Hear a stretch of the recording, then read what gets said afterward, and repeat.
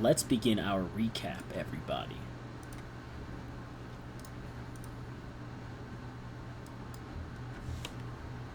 In the last session, Christian didn't join the Foundry link, and so he was killed instantaneously. Oh, you want me to join your links so you can listen to your shitty mixtape? Yeah, I do. It's the music is important, man. Come on, the music is important. Free game? Yes, bro. It builds suspense. Oppenheimer? No, it's Halo Infinite. First of all, I feel like you too, Divine. In the last session, Divine also got instantly eviscerated for missing the recap with the music on. I'm joking. I digress.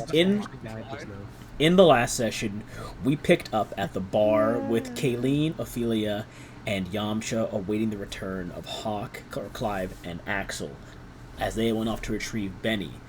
Unbeknownst to them, the other two had encountered a horrific crime scene and this side of Benny's grisly murder that the AI loves to tell every time we recap things about how Benny was brutally murdered. Every time.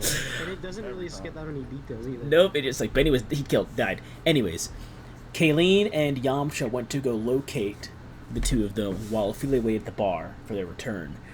They crossed paths, briefly discussed the death of Benny and how they should all be careful in their goings-on.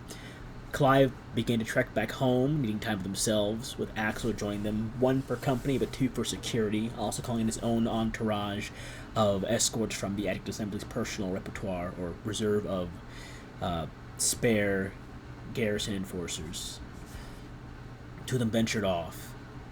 On the flip side, Kayleen went back to the bar to gather Ophelia to return home as well, and Yamcha called upon their two escorts to return them back to the Adjunct Spire for some relaxation and study. We left Clive at home as he began to spend the evening resting and thinking on the events that transpired. Axel took some time to return back to his home himself under escort. Ophelia and Kayleen teleported back through the use of Ophelia's staff, and Yamcha returned to her office where she had her lab where she had a very terrible experience with the affliction that it was still been racking her ever since her exposure to the materials in Drohas. She began to feel weak and lightheaded, but then also pits of rage building upon the sight of one of her underlings, rather. She, in the midst of her ramblings, passed out and awoke in the medical ward. They noted that she had her blood was at a very oddly high temperature, that they found odd specks of gray in her bloodstream, and that they recommended she stay there for the evening, and that her companion Kay, her assigned truth seeker assistant, would be there to retrieve her in the morning. The next morning, Axel and Yamcha both borderline begged Kayleen to take them on a journey out to the Deadlands on his campaign. One, because Axel needed a lift to the Deep Sight research facility out there, and Yamcha just wanted an escape from the mundane life of the Corps, and also a shot at being able to get up close with some of the Drohasian survivors of the Third Aegis to help further her research. Together, the three of them, alongside Kayleen's newest assigned ministry second-in-command, a young officer by the name of Leyland, began to prepare for departure from the Corps in a few days' time.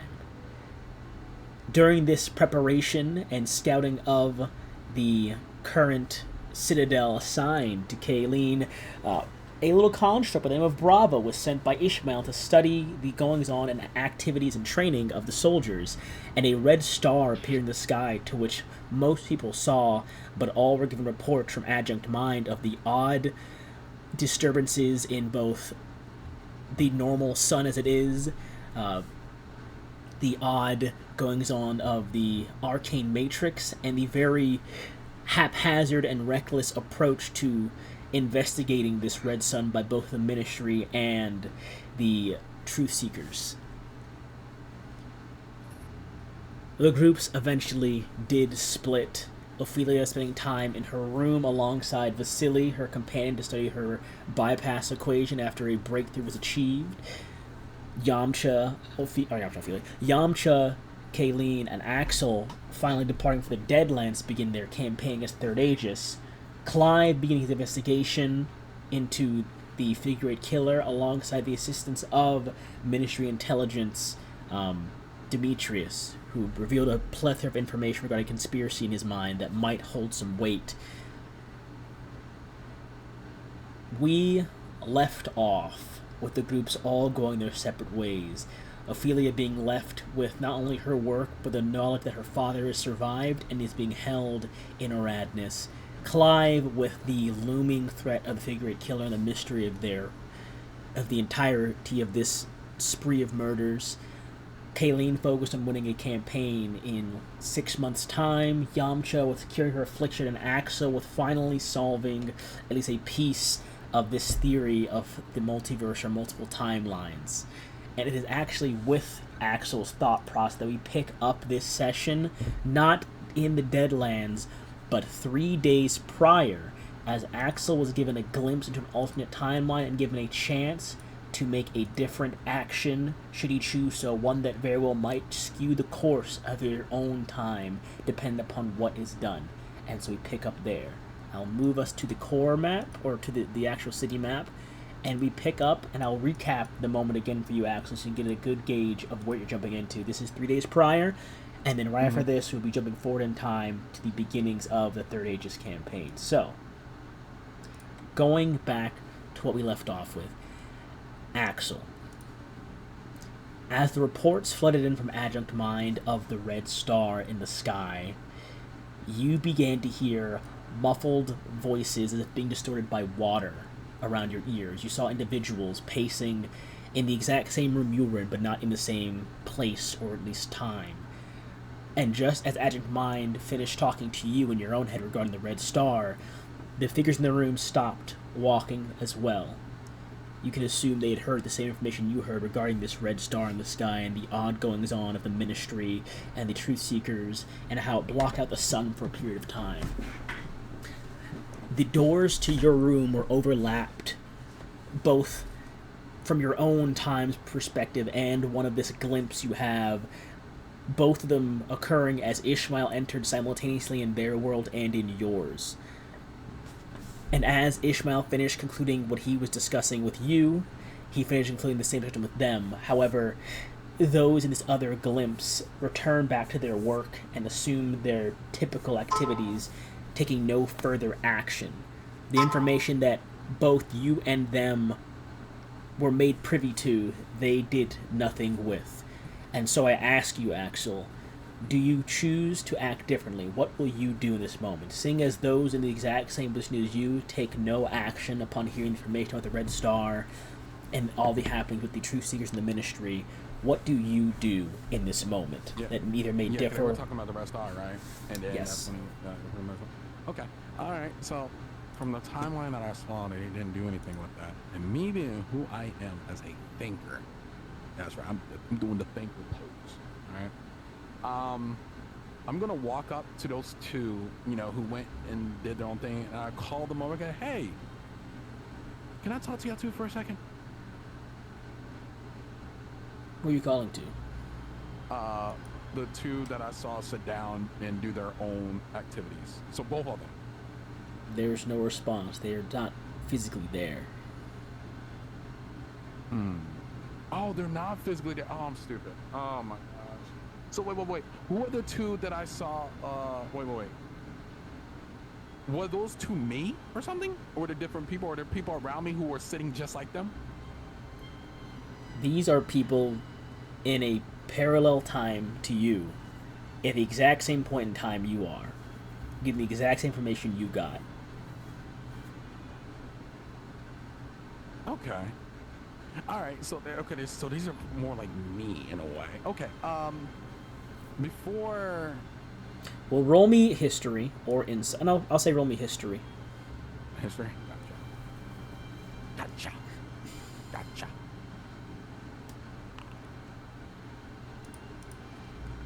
18. You recall from your discussions with Clive and with Ishmael, the faces you see here are vaguely familiar to you. That's These people, however, in your time are dead. One of them was one of the people that was murdered in the Figure Eight killings, or both actually are people that were murdered in the Figure Eight killings in your time. But they appear to be, in their time, members of the Active Assembly wearing the similar regalia you are, but at a different point in their time to you.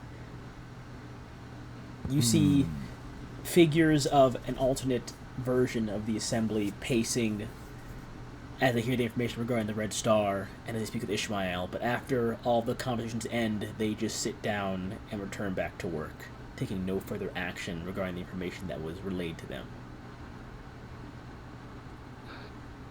okay. And I'm currently at the assembly right now. Am I not? Oh, where am I right now? You are in the Assembly Spire with everyone else. This is the exact same time that they were told everything. Okay. So what's gonna happen is, as I'm understanding this, especially by the looks of it, most likely you're talking about the same issue, the Red Star. Instead of doing nothing, I'm gonna do the opposite. I'm going to try to figure out what's going on as well. So I'm actually going to leave as I look towards my, group, and I'm going to go to do some research on this Red Star, perhaps, maybe some connection between them. And then I will head out instead. So instead of just sitting there, I'm just going to leave and actually do some research. That's what I'll do. It was at this point in time, I believe, that Yamcha was still in the med bay. Oh no, Yamcha was... Were they in the med bay? During this point in time. No, she was not. You were all together in the Spire. This was just before everyone's departure. You are all together in the Spire currently, a few days before the departure. So anyone that wishes to accompany Axel is welcome to. And I'm actually going to write in my notes as I'll take out a journal and I'll write, possibly create a new branch. Instead of doing nothing about this Red Star, I am going to find out about this Red Star if I can. Maybe things will change, maybe not. But this is necessary. And that's what I'm going to write. I'm going to write it on my sheet. I'm trying to figure out how to edit this thing. There we go. Anyone that wishes to accompany Axel is welcome to. There's no rules that you cannot engage with this moment. Is that we did go back 3 days prior to the departure of this group. So if anyone wishes to join Axel, they're welcome to. Otherwise, I will continue things forward with Axel in this moment. But it is the group decision. You were all together when this moment happened.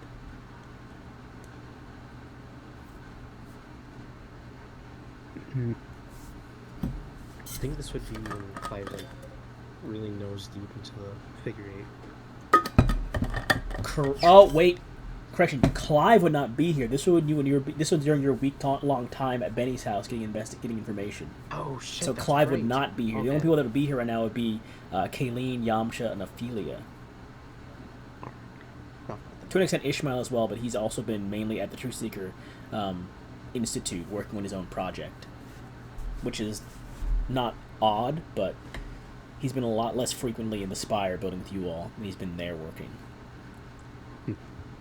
So it is up to Kayleen and Ophelia if they wish to join Axel in this investigation at all. I'm out. Good luck on your investigation. I have some stuff to prepare before leaving. Don't worry, we'll be back to you in a second, Kayleen. You're about to go to war, pal, so we'll come back to you once this little this time rewind thing ends. If you want to, in the meantime, Devin, there's a sheet in the journal tab called Large Scale Combat, which will give you some of the finer details on how this thing will work. It's mainly just D6s and shit, but if you want to actually read the finer details, they're all laid out there for you if you want to get a grasp of that in the interim here. But we go to Ophelia and Axel walking down the halls of the Adjunct Spire. Where would you be taking the two of you, Axel, at this point in time? And would you relay any information you've just perceived to Ophelia? Because as you exit the Adjunct Spire main chambers where you all have your offices and rooms, the vision of the others vanish, and you are left in your existence. May I ask for remembrance of who Ophelia is specifically? It's been a bit, so I'm trying to remember. That's on you. That's on you, Christian. Okay, now I remember. That's okay. So that's Christian's character. Okay, and she, okay, that's right. And Christian, to be more specific, what are you specifically? I'm trying to remember what area do you work in? That's pretty much more I'm asking.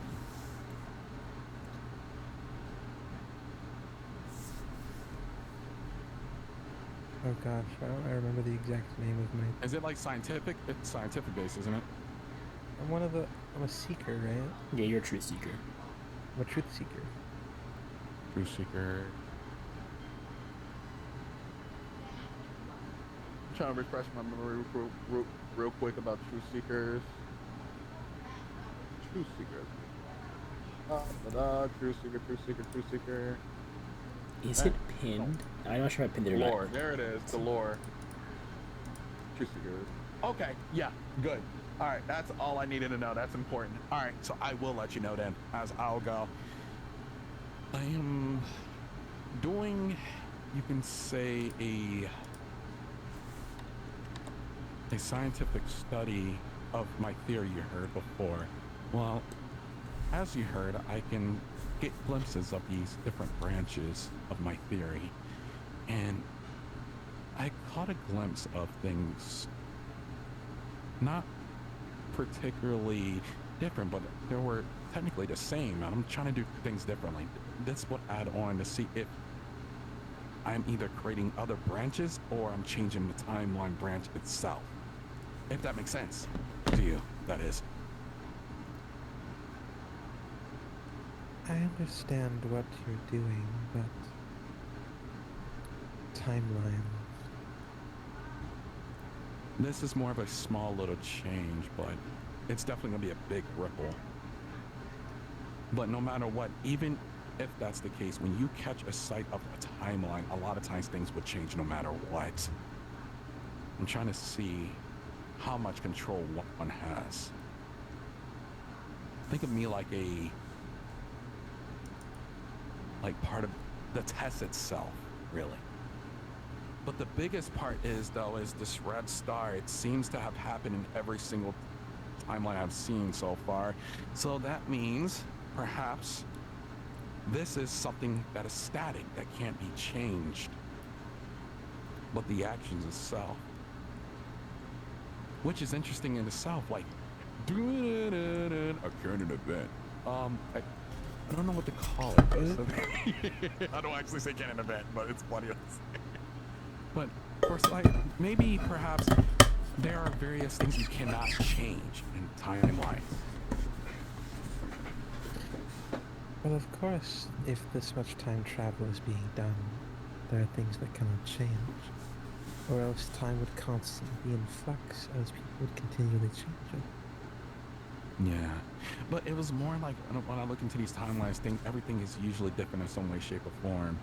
I've never truly seen things like a specific thing always the same in every timeline. That's new to me. I guess it's probably like the way the stars move and everything. Maybe that's the call. But then again, it's like, that just tells me what this red star perhaps is not particularly caused by someone, but maybe something or some sort of, I don't know. This is way over my head, I think, at the moment anyway. But I am going to do some research on this red star because I'm very interested if this happened in the past, or if this is something new.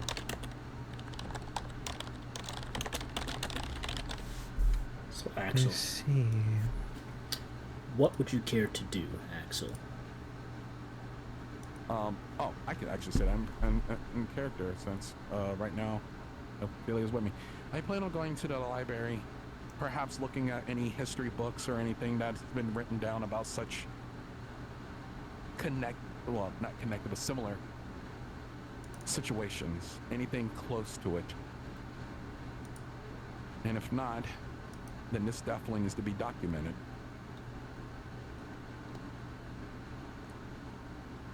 And then? After that, I planned on possibly seeing if this may be connected to my theory in any way, shape, or form. It has to be at least a piece of the puzzle of what I'm trying to solve. If something doesn't fully change, that means some things are unavoidable. And that is something I need to write down myself. So, I guess I'll be busy.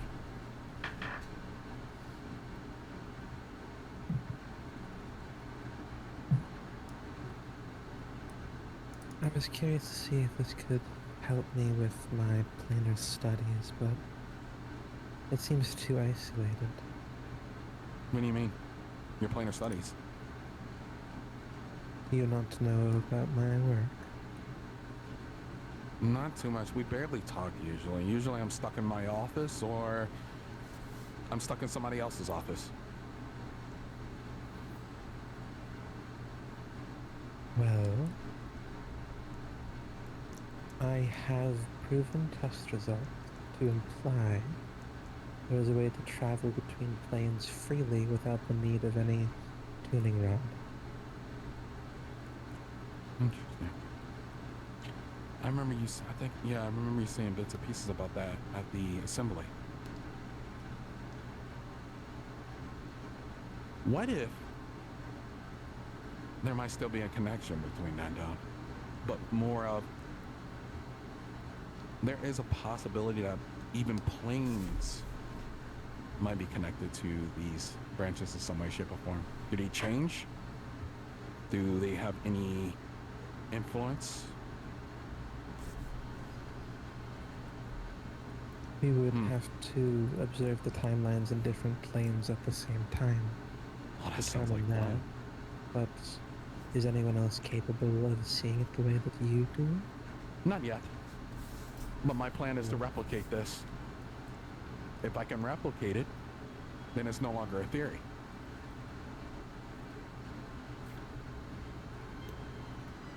Well, in that case, if you find a way to replicate it with someone else, I'll be interested. Deal. And in that case, I would like to be a part of your research when that comes, because I would like to see if there's any type of influence. If that's Well, okay with you. if my theory runs correct, it would be based on an equation that could be replicated as well, which means I could then predict the planes to an extent, using your senses, maybe even as a confirmation point. This will be interesting. Isn't it beautiful? It's like finding pieces of puzzles and seeing if they connect. It's a beautiful world, in my opinion. The world is full of infinite possibilities and infinite theories and just everything. I want to solve them, but even I know I don't have enough lifetime for such things. And we're just setting foundations for others to find their own theories and solve theirs. It's amazing, to be honest.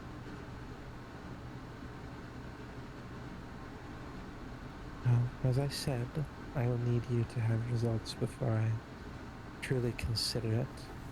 Otherwise, I do have work to do. Well, of course.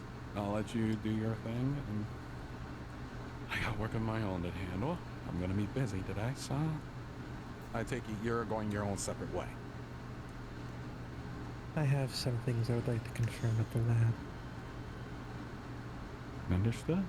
Well, I wish you luck, my friend. Yes, I hope you find what you're looking for.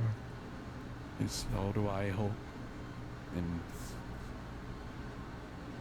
I believe you will find your answer. I know I will find my answer. I just hope that it's in time for me to see it, and not someone carrying my legacy. And don't we all? Stay safe. And then I'll begin walking. Ophelia, this break-off you have from Axel leads you to the conversation with Vasily in your lab that then bogs you down for the remainder of these 3 days up until their departure. Yeah. Before we end the scene, Axel, we will finish this scene with you in a moment here. You're going to a library, but what are you going to do beyond that? And what library are you going to? So, first things first is I would like to find any. So I think I will work up. So more like I would probably go to a standard library.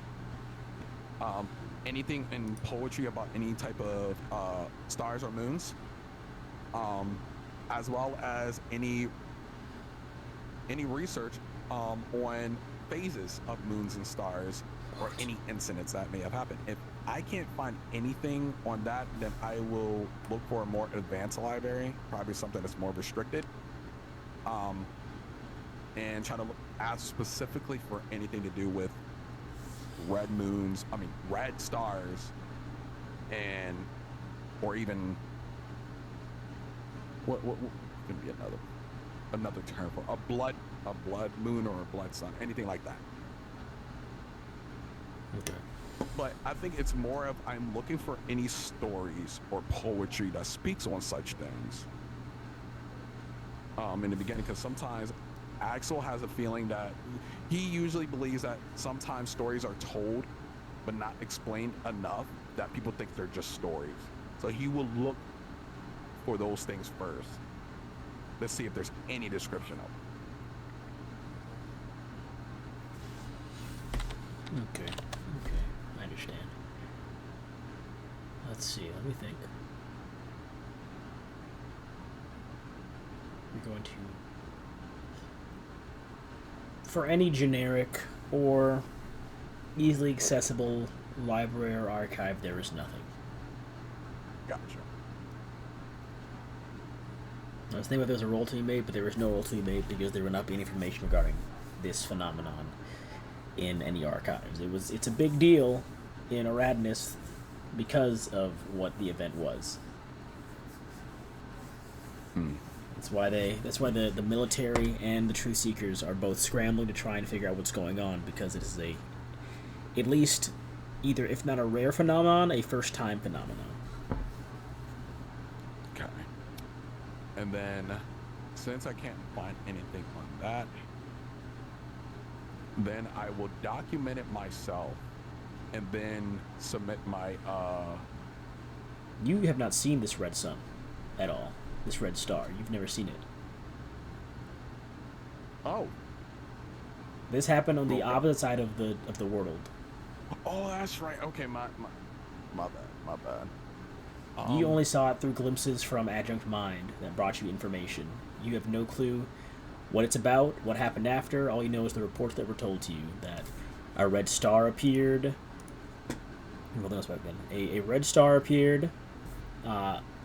The light of the actual sun weakened for a little bit, or dimmed when it first appeared. It lasted a few hours, and then the sun went black across an entire half of the plane. And then the Truth Seekers and the Ministry began to scramble to get a hold of the situation. Okay.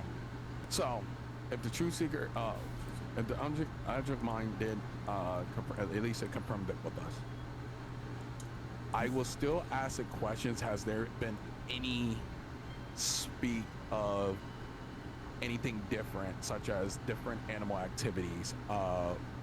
Is there any changes in any environments, stuff like that, from so far that we know?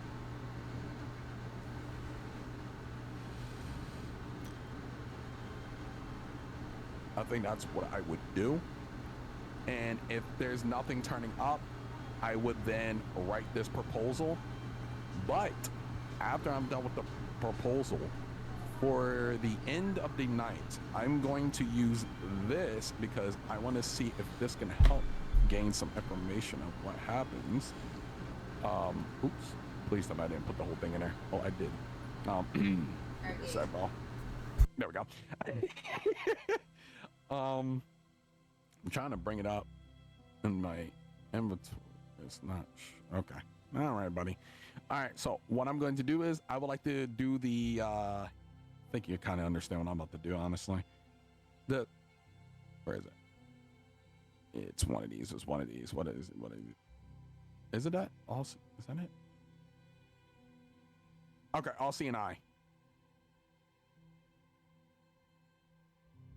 So I will use that. And that's more for flavor of me trying to look into the day to see if there's anything that happens. That's flavor. Don't worry about it too much. But yeah, that's what I do. I know I'm probably gonna have to roll a Constitution save to see if I suffer exhaustion for that day. But pretty much that's what I do.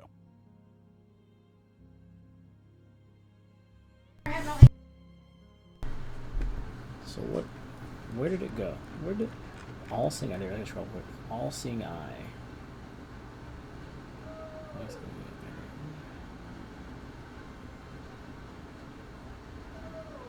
there. Okay, I see. So you're using All Seeing Eye for more of the flavor, but it's supposed to reroll for it. Exactly. Okay, it's for the gotcha. flavor of it. I just had to read over real Pulls quick. out and I do that. Okay, I will say first of all that I don't want to hold everyone else up any longer.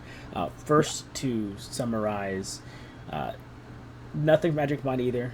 It is any information you want can only be found either from someone in the Ministry or someone of the Truth Seekers right now. It is they are in complete control of all information of what's happening regarding the Red Star. There is nothing they can glean about any animal activity or environmental changes from their end. It has been very much locked down while they are figuring out what the specifics of this event were.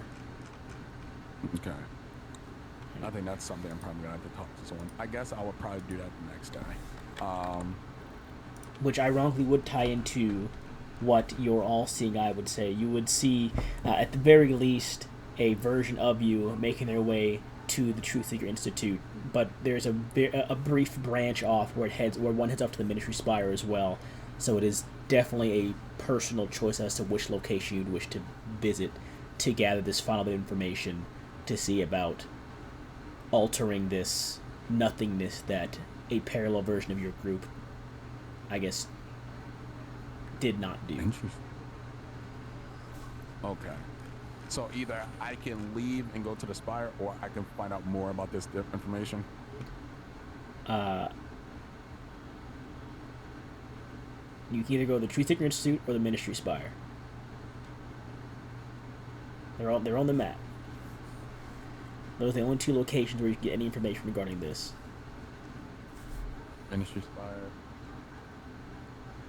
Truth Seeker Institute. I would go more for the Truth Seeker Institutes because they're like-minded scholars, and most likely they're finding more of the logical information about it, as well as what's possibly the cause. So I would go more for them. All right. So, for this, give us 5 more minutes of this before I send us somewhere else for this moment here. Yeah, of course. We find Axel entering the Truth Seeker Institute. It is a grand structure of many bridging pathways and connected walkways that kind of crisscross almost beyond vision up and expands outwards to different laboratories and wings. Entering this building, you are immediately greeted by looks like a concierge at the front table, ornately dressed, Truth Seeker, acolyte of some kind. Looks at you. How may we be of assistance? Assembly member, correct? Yes, I am. How may I be of assistance, then, sir? I am working on a theory, and I'm curious as my theory might have some... It might be able to be solved a bit more from the question I'm about to ask. So you heard of course you heard of the Red Sun incident, I take it. The what? Wait, what? What did he say? He said what? Yeah, this is a concierge. This is like someone's assistant right here. Oh, I would like to talk to someone about information that might be a bit now that I understand that. You remember, you are a member of like the governing body of the Empire. This is like these are equivalent of asking like the secretary if they've heard about what's going on in the Pentagon. I wouldn't ask them that then. I wouldn't ask them that then. So I would go. I am here because I would like to talk to someone who might have information on some high business stuff. If I may talk to someone. Is there someone in particular, sir, or just anyone? There are plenty of truth seekers about this institute. Someone who is responsible of gathering information outside of. Shoot, come on, don't forget the name of the place, bro. Oh, man. Break. Ordon. Aradness. Oh my gosh. I don't know why my brain scrambled. Of Aradness. I would like to talk to someone who gathers information, or even possibly even in charge of gathering information outside Aradnis. Chill out, please. You will still need to be more specific, sir. We are the truth seekers. We are purveyors of knowledge. Where was the place located? You didn't get an exact location at all. They just said it was all the way south. It was somewhere on the opposite side of the plane from where the core is currently located. I'd recommend once you understand what you are here looking for, what you need to speak with, have your arcane consciousness reach out to us, and we'll get in touch with you. No, even better. Arcane consciousness. What is on the opposite side of Aradnis? Damn, you can call him by his name, bro. You're so mean. You're so mean to my goat. You're so mean to him. Magic Mind is your boy, bro. You forgot his name. Mind. That's what I meant to Magic say. Mind. Oh my God, he hates him. Arcane makes the auto remember. This nigga hates Adjunct Mind, bro. It's Oh, Adjunct Mind. My bad, hates bro. it. Bro. I don't think he's gonna answer anymore. Oh. I'm kidding. Come on. Hey, my buddy Adjunct Mind. What's on the other side of Aradnis? The other side of the plane. It could be any place. I'm just curious. Would you say closest to being in the opposite? I believe that would be one of our, not surrogate, one of our satellite colonies. A nation that was previously independent but is now under the Aradnian umbrella is on the opposite side, directly from the core, roughly. Okay. Does it have a specific name? Check my notes. Shit.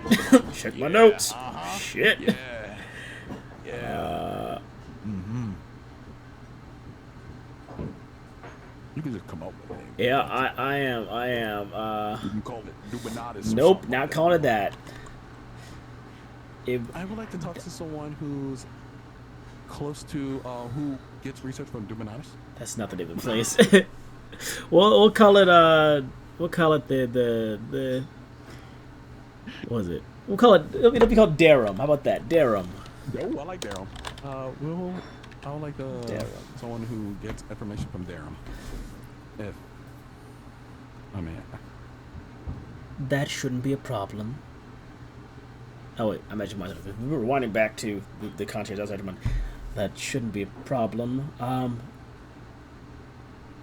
I'll relay the message and get them to you right away, sir.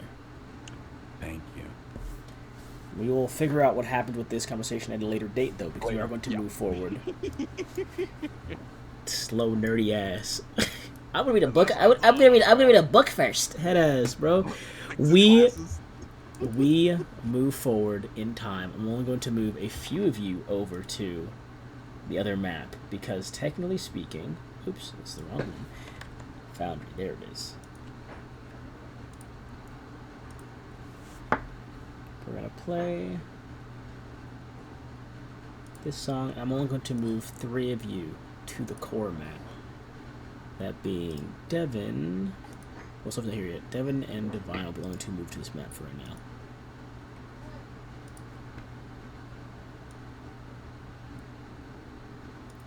We officially begin the Third Aegis campaign with Kayleen. By the by, Devin, whenever you feel like it, you are welcome to name your citadel. It is technically your capital ship / home base.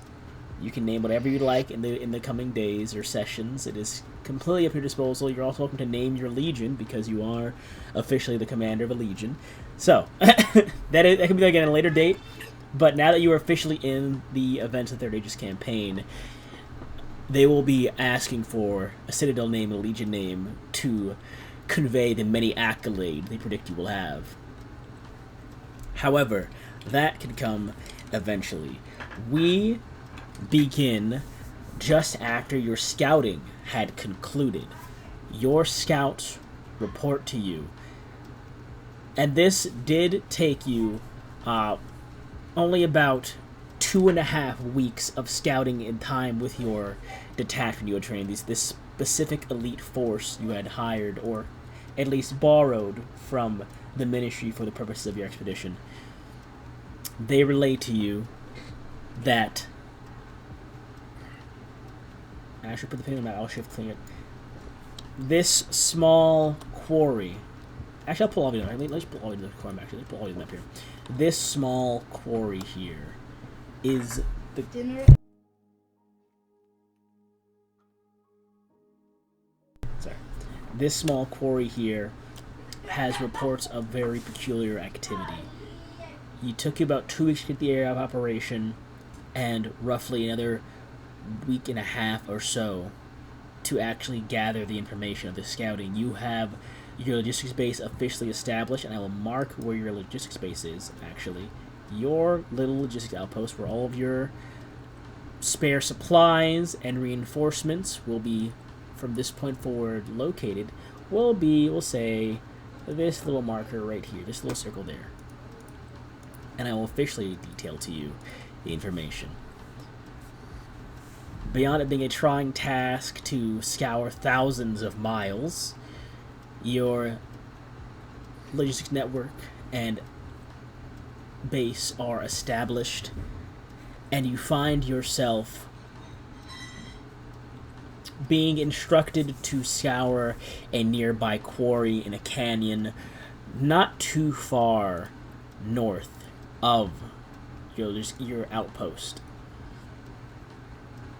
There were, at the very least, to your information, a possibility of it being a resource hub and gathering point for your enemies, as some members of the Third Age have been seen, at least, if not patrolling, very deliberately remaining in that region.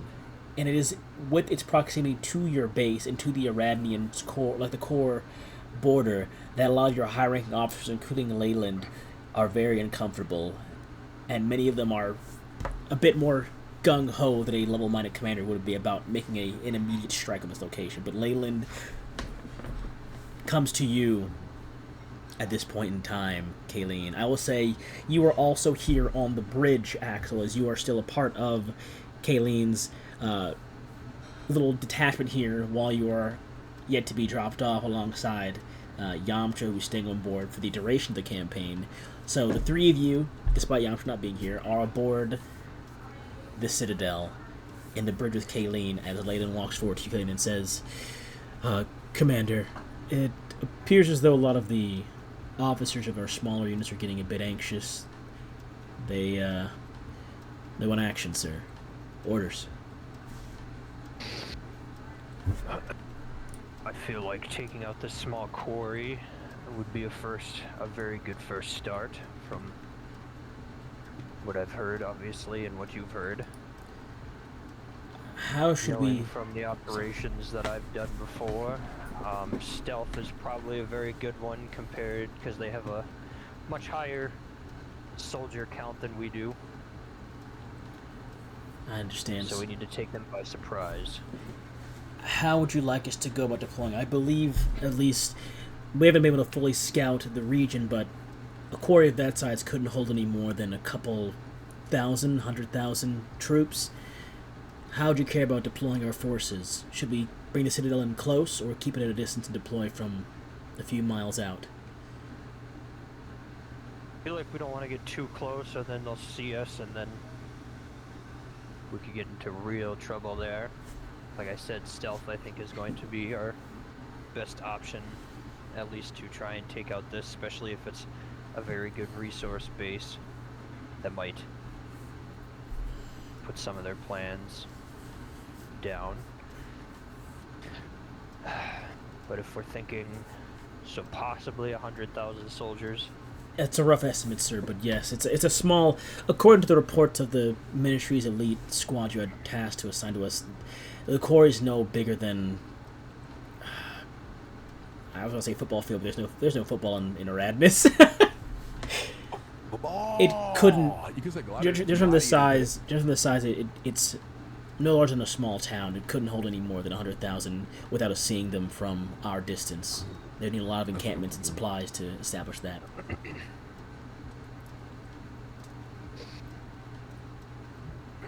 I mean, if we get them by surprise, we obviously don't need to hopefully have as many. Understood, sir. I'll ready our forces. How many would you like to bring, sir? And will you be leading them, or would you like me to deploy first with a detachment? If you'd like to lead this operation, that'd be great.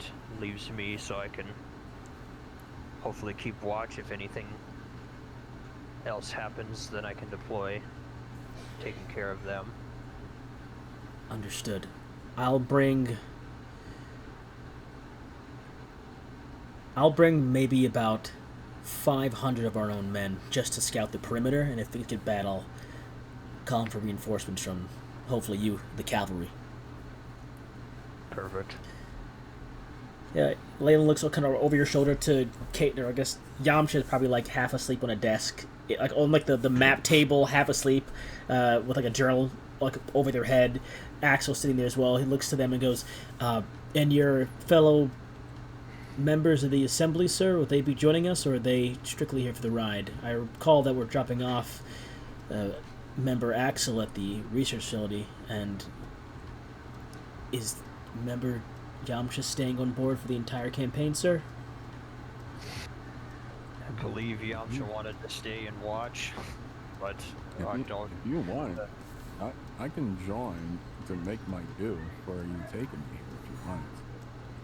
I don't think we need you. I don't think we need your life in danger. This is going to be very dangerous here. I mean, we're fighting an entire, other faction in this world. It's not just some small war. I know. Did But you it could have be your a thing. research? I don't want Plus, you I have to. my ways. Don't forget that I got my ways of fighting. I can handle myself. I don't want you to split off from your research. It seems very important to you. He just laughs. He just laughs on you. With respect, sir, and of course, not to say that your decision making is incorrect, but if we're taking the quarry anyways, it is a very brief travel from the quarry to the research outpost. If member Axel wished to join us in combat to perhaps gauge the potential threat to the research site, it might do him some good to relay that information to the security staff there upon arrival. That is indeed true, especially if they're this close nearby. I think it's probably best to see what their capabilities are and why they're so close, because I'm definitely gonna have to let security know anyway. Leyland gives you a thumbs up. I mean, I guess From around- if we're that close, that's fine. See if you get insight. It's insight. Yeah, Leyland gives you a thumbs up. Axel, he's like, yeah. I give him a thumbs up too.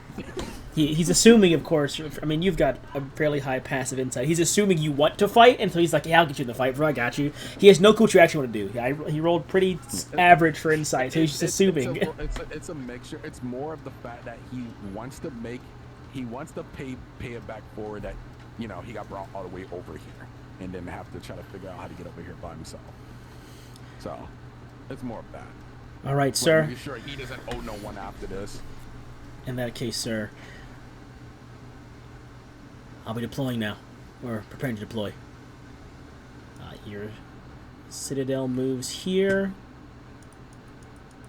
Takes a few hours to get in position to get everything situated. However, Leyland does drop it on the ground, and I will put his token down. Actually, no, I won't put his token down there. I will just leave. I will actually use your token for this for right now. To just show where you would be in relation to this on standby, kind of around here. Not directly, I'll say you're on the Citadel, but kind of in the preparation, ready to go if things go bad room, where they have like a smaller layout of what's happening. And Yeah, assembling a small Drake team and to move in Leyland fast and is moving down there.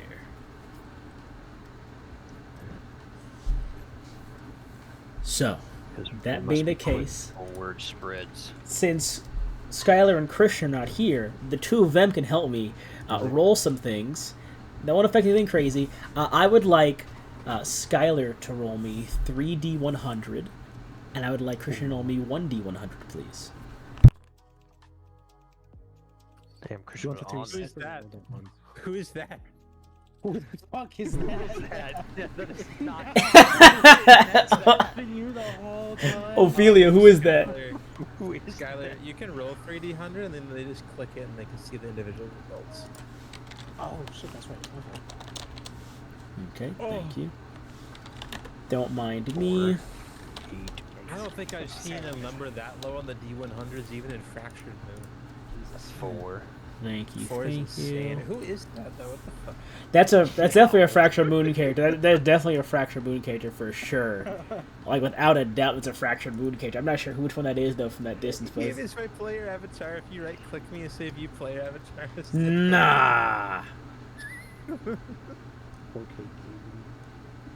Poor Kate, come on, man. That could just be a picture of Eve. Like, It's not a picture of me. Come on, dude. You're So- right, yeah, I'm a fan No. I'm Ophelia in it. That was a pretty low roll, but I am. That's awful. I'm sorry. Now you're good. Shit ass post. You're perfectly fine. I am. I'm apologizing to Devin. My fault. Yeah, you Nah, just Devin's gonna These die are now rolls because of for you. the enemy, bro. Yeah, Devin's gonna die now because of you. So I'm the one that's You're right, my fault. destroyed. Yeah, yeah. Not your bad. Why's your hand wet? Sorry. Probably licking it, I'm nervous. slobbering all over it. And then What do you think I am, Christian. a dog? Christian got me in Probably. 86. Come on now. Okay. Alright. I mean, honestly, Christian's number balanced out your number a lot, to be honest. Yeah, that's good. Because he rolled really high on the D100. Mm-hmm. That's kind of insane roll. Really, 86 is a high number on a D100, and I didn't know that. Yeah, I can't count, so I think it's pretty. I think it's high. I would like. I'll say, since Christian rolled well last time, 2 D100 from you, Christian, and 1 D100 from you, Skylar. One more roll, please. I'm really very average. Damn. Okay. Oh my god. 96? Hey, Wow. about 4. It evens out to 100. Holy shit, Skylar rolled the sleeper 100. So. 5. Okay. 2, 3, 4, 5. Saying is y'all gonna see some freaky stuff on the battlefield. What do you mean? Let's see. They gonna need to stop me, bro. What are they doing? Freaky. All right. And that we will put Hmm? What's gonna here happen, man? and here. What do you mean? Who's gonna stop? Perfect. Thank you guys very much for those rolls. So, of course, it is your decision at the end of the day. How many people do you want Leyland to bring? You said he wanted to bring 500, but how many do you want Leyland to bring exactly, Devin? This is your choice as the commander. He recommended 500 for a small scouting, but it is your choice completely as to how many he actually brings. I feel like 500 is a good number. Hell yeah. All right. I'll grab these. 1, 2, 3, 4, 5.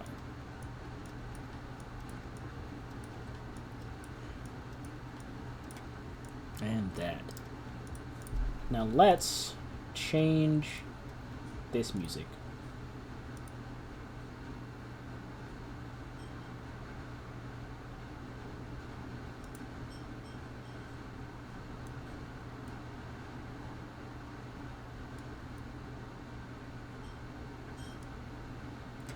Kayleen, a few hours go by of time with Leyland on the ground.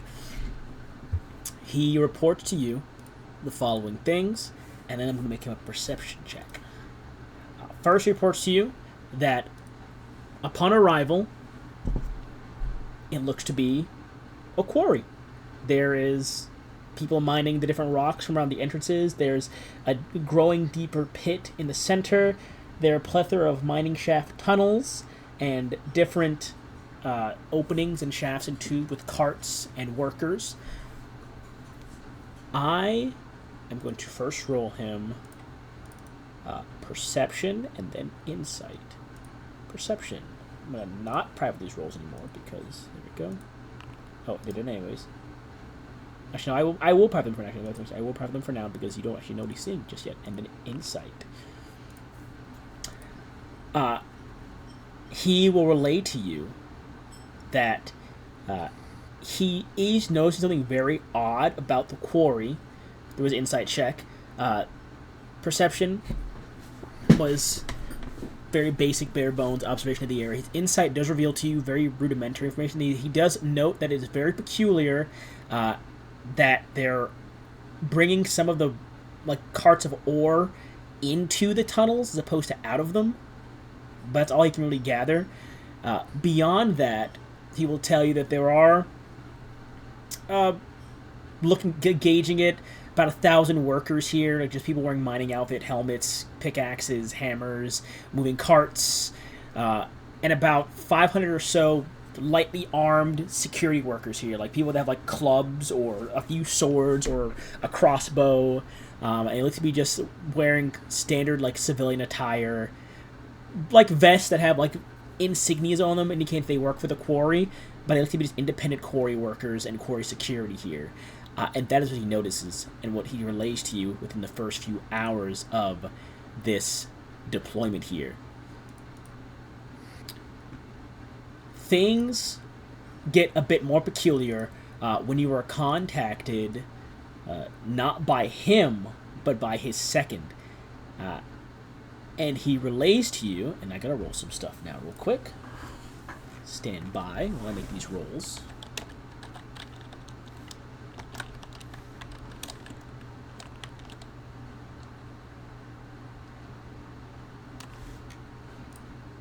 And then they get...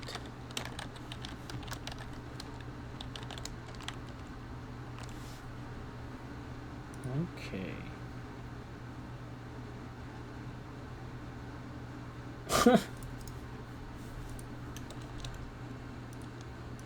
Sorry, 1 second here. Make sure I get these right. You're scaring me, Gabe. Perfect. It's not perfect. Sorry for the delay. I'm just checking a few notes here. They relay to you. This is, I will say, early on in the scouting and the surveying by Leyland, you were told that they were scouting the perimeter, that they were starting to send some men around to get a lay of the, not into the tunnels, but to get kind of get angles on the tunnels to get better vision. And these are kind of gapped by an hour or so between each observation and update, until eventually you do get a call in, not from Leyland, but from his second, and this is where I come back to that, where he tells you that there is a very horrible development in the past hour and a half that they were not able to relate to you until just now due to unknown reasons. However, as they're just getting in contact to you through this broken, kind of garbled, arcane connection to your mind, you are told that they were ambushed towards the upper rim of the quarry. The rim collapsed and their forces fell in, and since last contact, 200 of the 500 men sent there have been killed. But in response, they have killed 200 of the enemies as well. However, there are more of these quarry conscripts beginning to rush in to try and engage. Not a lot, because of certain roles, but they are being surrounded by members of the quarry that are currently coming in to try and eliminate them. And they do relate to you. Some of them, at least a handful, have a mix of Third Aegis regalia and standard issue armament that you might see on a official detachment of soldiers in a combat zone. And Leyland is requesting assistance because they're not sure how many more are lying in wait, but the Aegis is here, and since last contact, unbeknownst to him and unseen by him due to the perception roll, they did get an ambush off that did catch the forces by surprise. And so, Kayleen and Axel, we come now to the two of you in the preparation room as this report has just come in. What do the two of you do, and how do you respond to this information? I feel like it is time to move in, figure out what they're really doing here. How many soldiers are you bringing with you on this? Leyland is still alive, you'd be told, but they are surrounded and being slowly encroached upon. Your men are stronger than them, but they are being outnumbered currently. The ambush did a hefty toll at whittling down the force earlier on.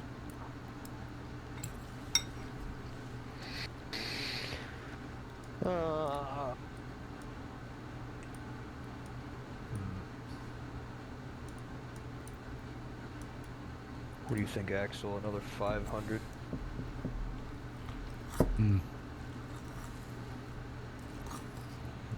I don't want too much attention. If you're gonna send them in, just keep in mind we're fighting on their territory now. That's usually how hard it is. That's why it's difficult to fight in such confined areas, especially in the mines. So I would send a good amount, but not too many. I wouldn't send a full 500, but I will definitely send back. I mean, it sounds like we've lost about half. I'd probably send another half.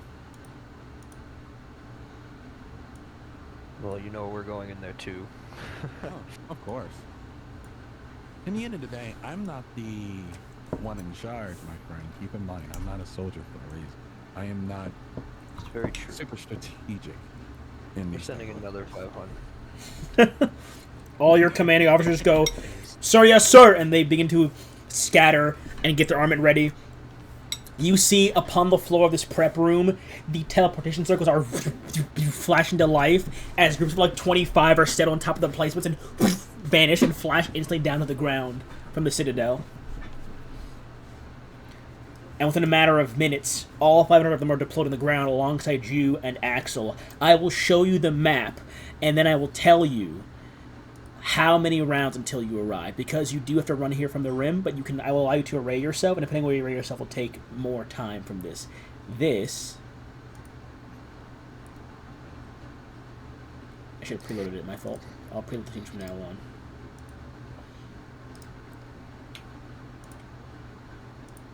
As everyone loads here, you'll see the map, and you'll see where you guys will be entering from. Technically speaking, y'all will be entering from around this point here, towards the south side. Yeah, I can't see anything, Chief. Yeah, I know. there we go. And I'm just technically, y'all will be entering from like this upper ledge here. This is roughly the side of the battlefield you're looking at, as upon getting updates. It is mainly just a bunch of conscripts, which do not have a good chance of killing your people, unless they get off really lucky rolls, but because they're being outnumbered, is why it's a problem.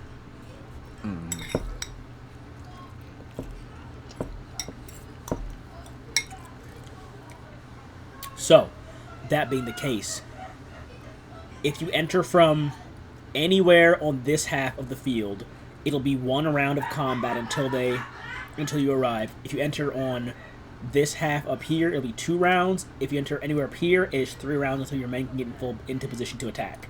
Just as a heads up.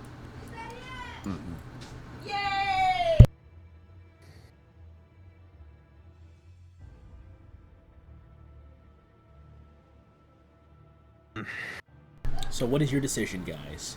I mean, I feel like our men can handle it when we get there. Let's do the middle half. Winter from And what, is that 3 hands or 3 rounds? It's 2 rounds. 2. It's 2 rounds? All 500, you want all 500 there, or how many do you want? You can also divvy up however you want as well. You can do all 5. You can do 2. You can do 3. Let's do 3 there, and then two on the bottom. All with, right. I guess me and Axel. All right, I'm all for it. So, I will do the first round of combat myself because this is Leyland's people here, and then we'll come into you guys here. Of course, because these are Iranian soldiers, they all count as veterans by default. If you want to look at the sheet as well, Divine, I forgot to tell you as well. In the journal section, there's a sheet called Large Scale Combat. We're skipping over the tactical planning phase, and it is just into normal rolls in combat. Because Iranians are so fucking goated, they all get a +1 to their rolls by default, and it is just a d6 roll. Highest roll wins. A 6 is a critical success, a 1 is a critical fail. Beyond that, that's about it. Critical successes give you more bonuses later on, but that's neither here nor there. That's about it. Yeah, it's literally just d6 rolls. Gotcha. To make it faster for large scale combat, it's just d6 rolls. So, I am just gonna roll for.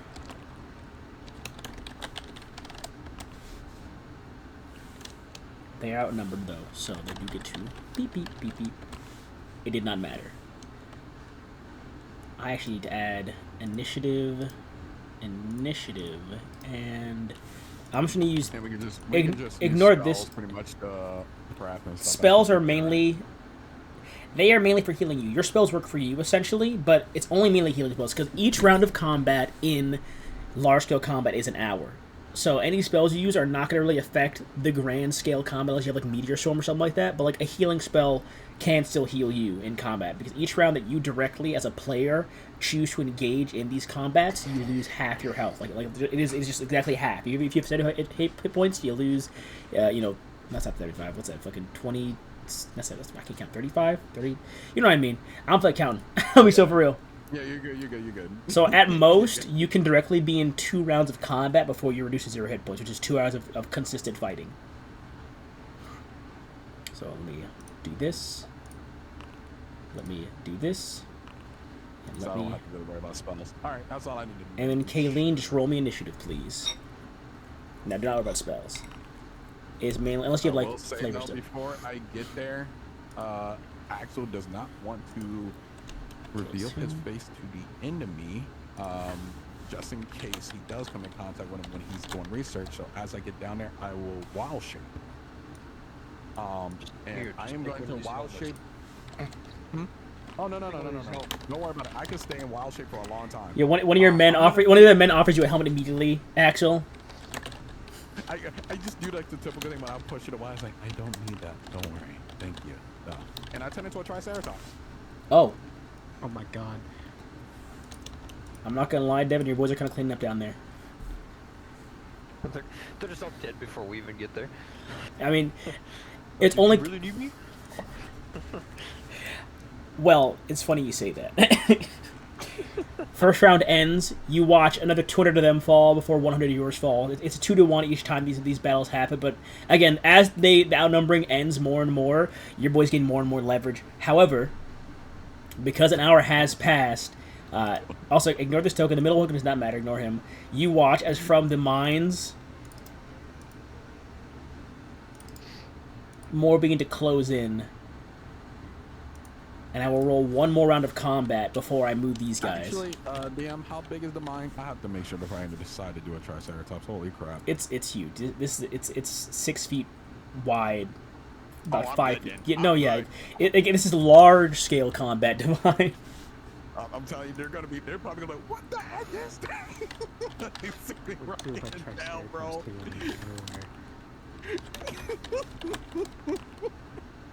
All right.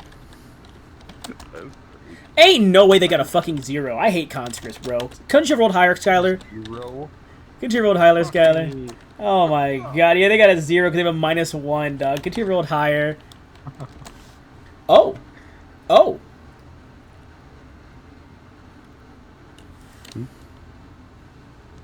Through the combined effort of the men-at-arms and these constructs up top, they do take out another one of these men here. Yeah, I stay goaded. Okay, bro.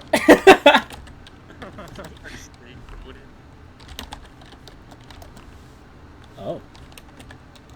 That ends all of their rounds. Your guys did not get any kills this round as they are now back to the wall from this ambush. However, it is at this point in time, well, firstly, Kayleen, you would enter at this point in time along with these people here. Just as these knights are getting to about this point in here in the map, you boys come jumping down the slope. These guys can move. I'll take this. I'll have them move. Oh, these mods this map is a bit off-scaled, actually. A bit off-scaled. Also, did Sophie just join? I think she just joined. I saw her join the Foundry link. Oh, she left the Foundry link. She's gone again. She died. She exploded. Oh, that's wrong. Jeez, that's even worse. That was me. Hey. No name. Get the hell out of here, Tarek. You're not supposed to be here? No, bro! No. I was joking! Get the hell out of here! He actually thought I can't. Oh, I'm about to jump this guy, bro. Awesome. No way. They get to here. That's crazy. He was here this entire time waiting. He was like, They're alright, gonna when am I coming? dash. When am I coming in? That's awesome. They're gonna. They push themselves to march an extra there. I can move this over. Move this over. He's over there now. This guy moved. Sorry, he moved. Yep. And they would have gotten up here and here. All right, Kayleen. Now it is officially your command. We are going to replace Leyland's initiative with yours at this point in time. So you'll be taking the 19, which means top of the round. As I delete Leyland, it is you, Kayleen, and Axel to an extent.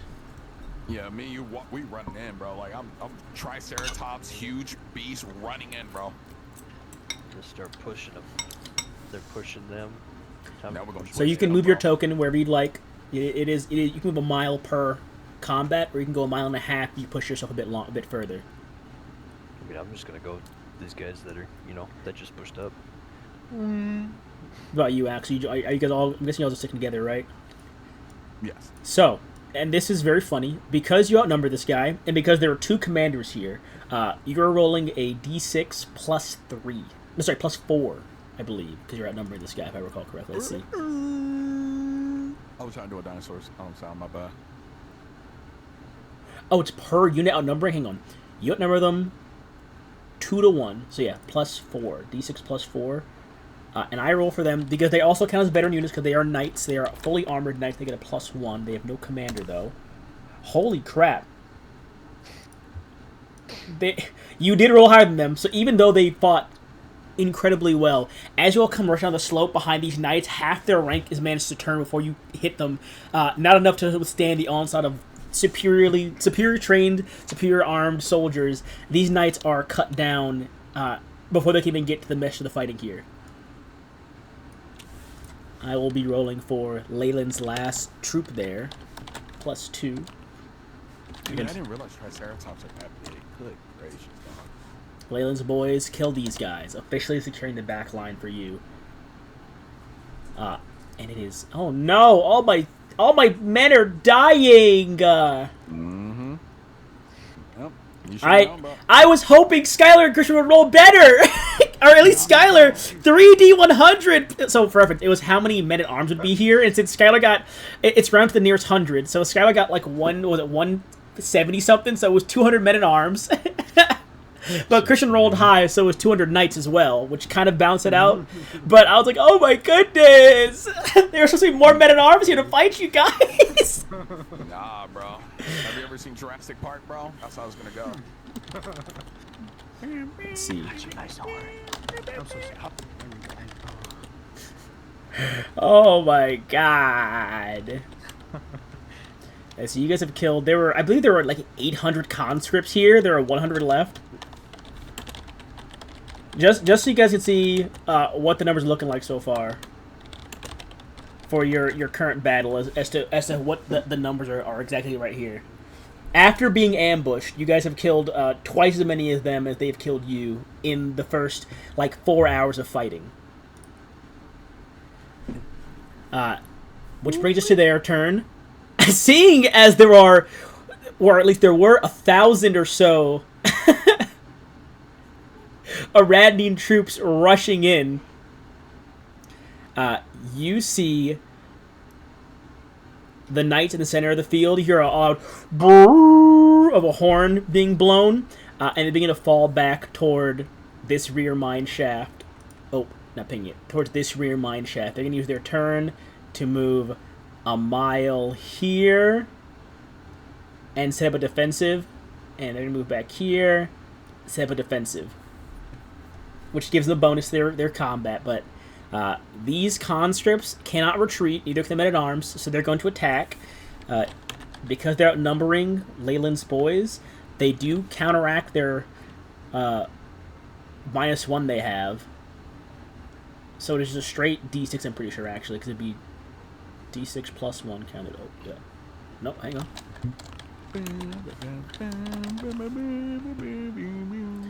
They do not successfully kill anyone in Leyland's.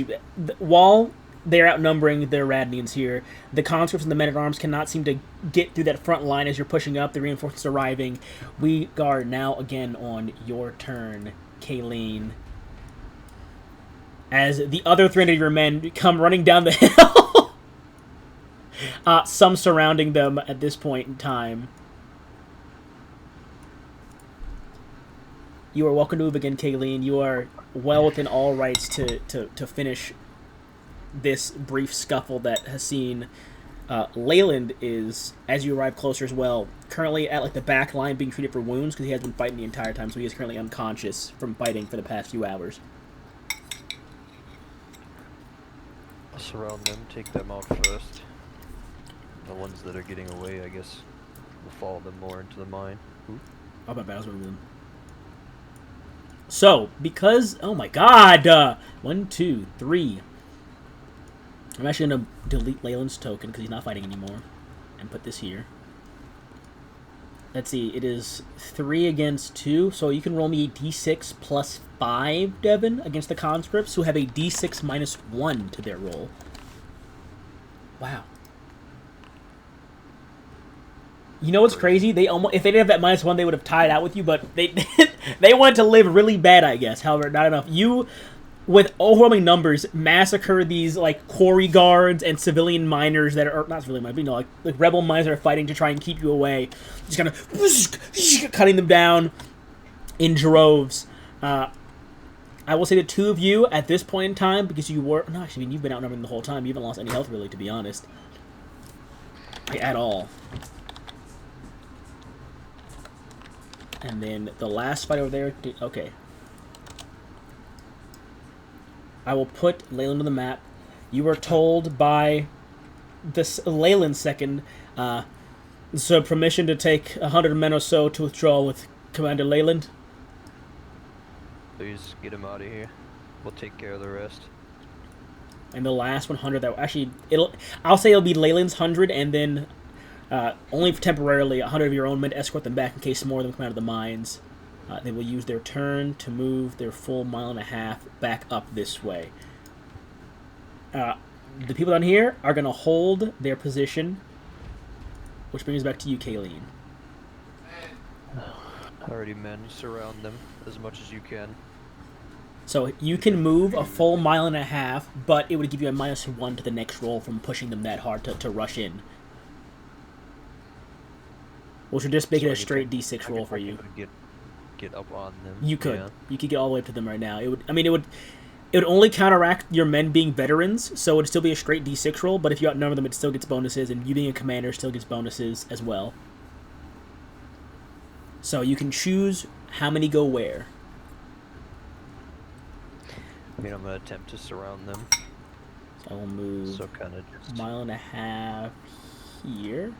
Again, I'm not gonna try and be exact with them. I'm trying to get as close as I can. They can't get fully into combat because they're a bit further back.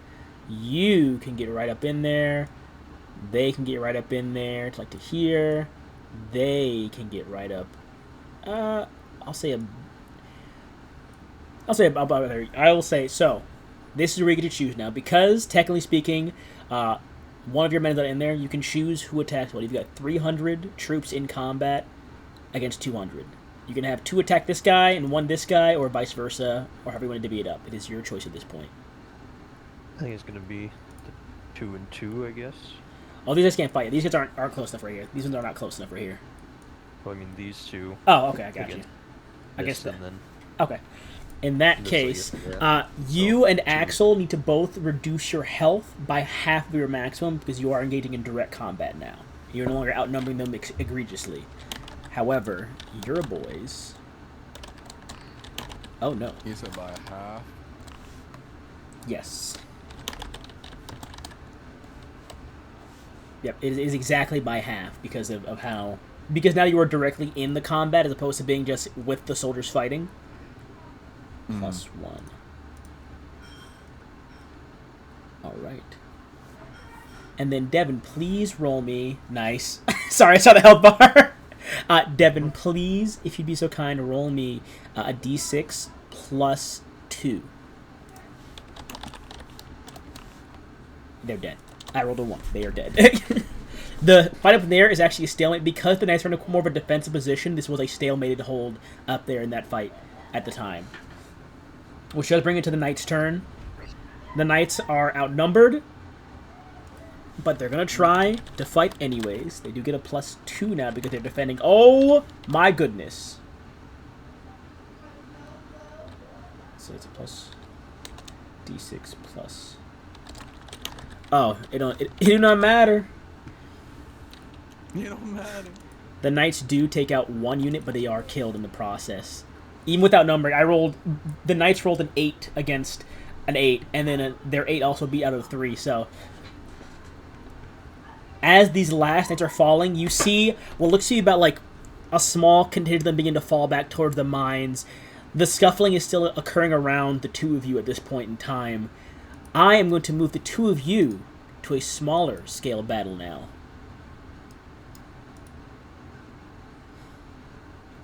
As you all are nearing the entrance of the mine shaft, cutting down the last of the forces, I will put the 2 of you on the map. Can you two see? Oh, you don't have dark vision, do you? Actually, you don't have dark vision, do you? You don't have dark vision, do you? I don't think you have dark vision, do you? What are you talking about? What do you mean want to talk about? You don't have dark vision. What do you mean want to talk about? Let me check, bro. I might. You are a human! Am I? Yes. Ooh. Do you want to add Goggles of Night to your sheet, Divine? I will allow Goggles of Night. I do. I will allow that. Please. You here, Kayleen, as you get into the combat, as you drop down into this small bit of scuffling, your men are still fighting a bit behind you, but you and Axel managed to break through with the help of some of your soldiers. Actually, for the sake of this being cool, I will put down for Skylar and Christian, you guys get to play some little garrison troopers. Oh, 2 soldiers that backing these 2 up. How do I give you guys control of these tokens exactly? Gearbox. Can I give you control of them? I forgot to do that, sorry. Are the goggles in your sheet, Divine?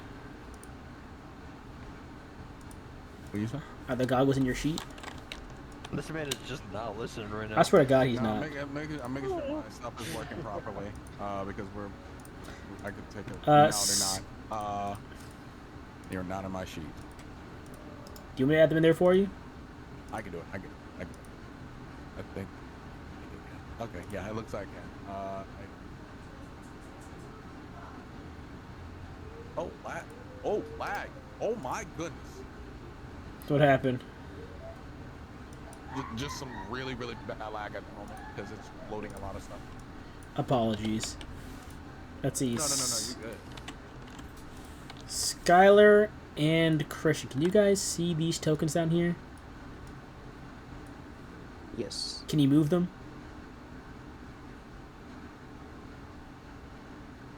Go. Yes. Okay, good. Just making sure. You'll be playing these two garrison soldiers here in this fight. How do I? Oh. Just for the sake of you not being out of the okay. combat, out of this entire thing, I did want you. It's a person having a lot of soldiers following around Kayleen. Whenever there's major combat like this, I'll drop you guys in. But after this fight here, we'll be jumping back the two of you for the remainder of this little bit here. Not for the session, but for the remainder of this kind of portion of the game. Okay. Because simultaneously to this happening, there's an event happening in the city for you two that I'll be getting to in a second here. Well, hold on. I'll be following Axel's lead. I have to my dog real quick. Okay, you're good. It's like, A shield? What are you doing, Divine? I didn't mean to do that. That was weird. That was Dog, just add the goggles. What are you doing? I did, bro. It's on me. I don't know what that was, bro. I don't know why that was happening. Weirdo, bro. Weirdo. But would I have time to prep for this small fight going on, or? No, this is straight after the entry scuffle. The fight that got you this close. This is directly after. Within moments of breaking through the enemy's like rear line, you're here. Gotcha. So, I need you guys to roll me initiative. And actually, to make this more cool, because it is now dark outside, I will give some of these men-at-arms torches, because they cannot see in the dark, because they are just dudes. Are you serious? Yeah. Let's see. Color. Animation. Torch. There we go. Sorry, don't mind me. I'm just going to delete a few of them and give them torches now. Whoops. And maybe too many torches. Maybe that's too many torches. Maybe 2 torch bearers. Right. Yeah, maybe 2 torch bearers and not 4 of them with the same amount of torch light. Hey, And then- Skylar, you want to see something creepy? Skylar ain't here. He said he don't want- You ain't listening, are you? Oh Oh, my yeah, god. he left for the dog, didn't he? Whoops. Yeah. Whoops.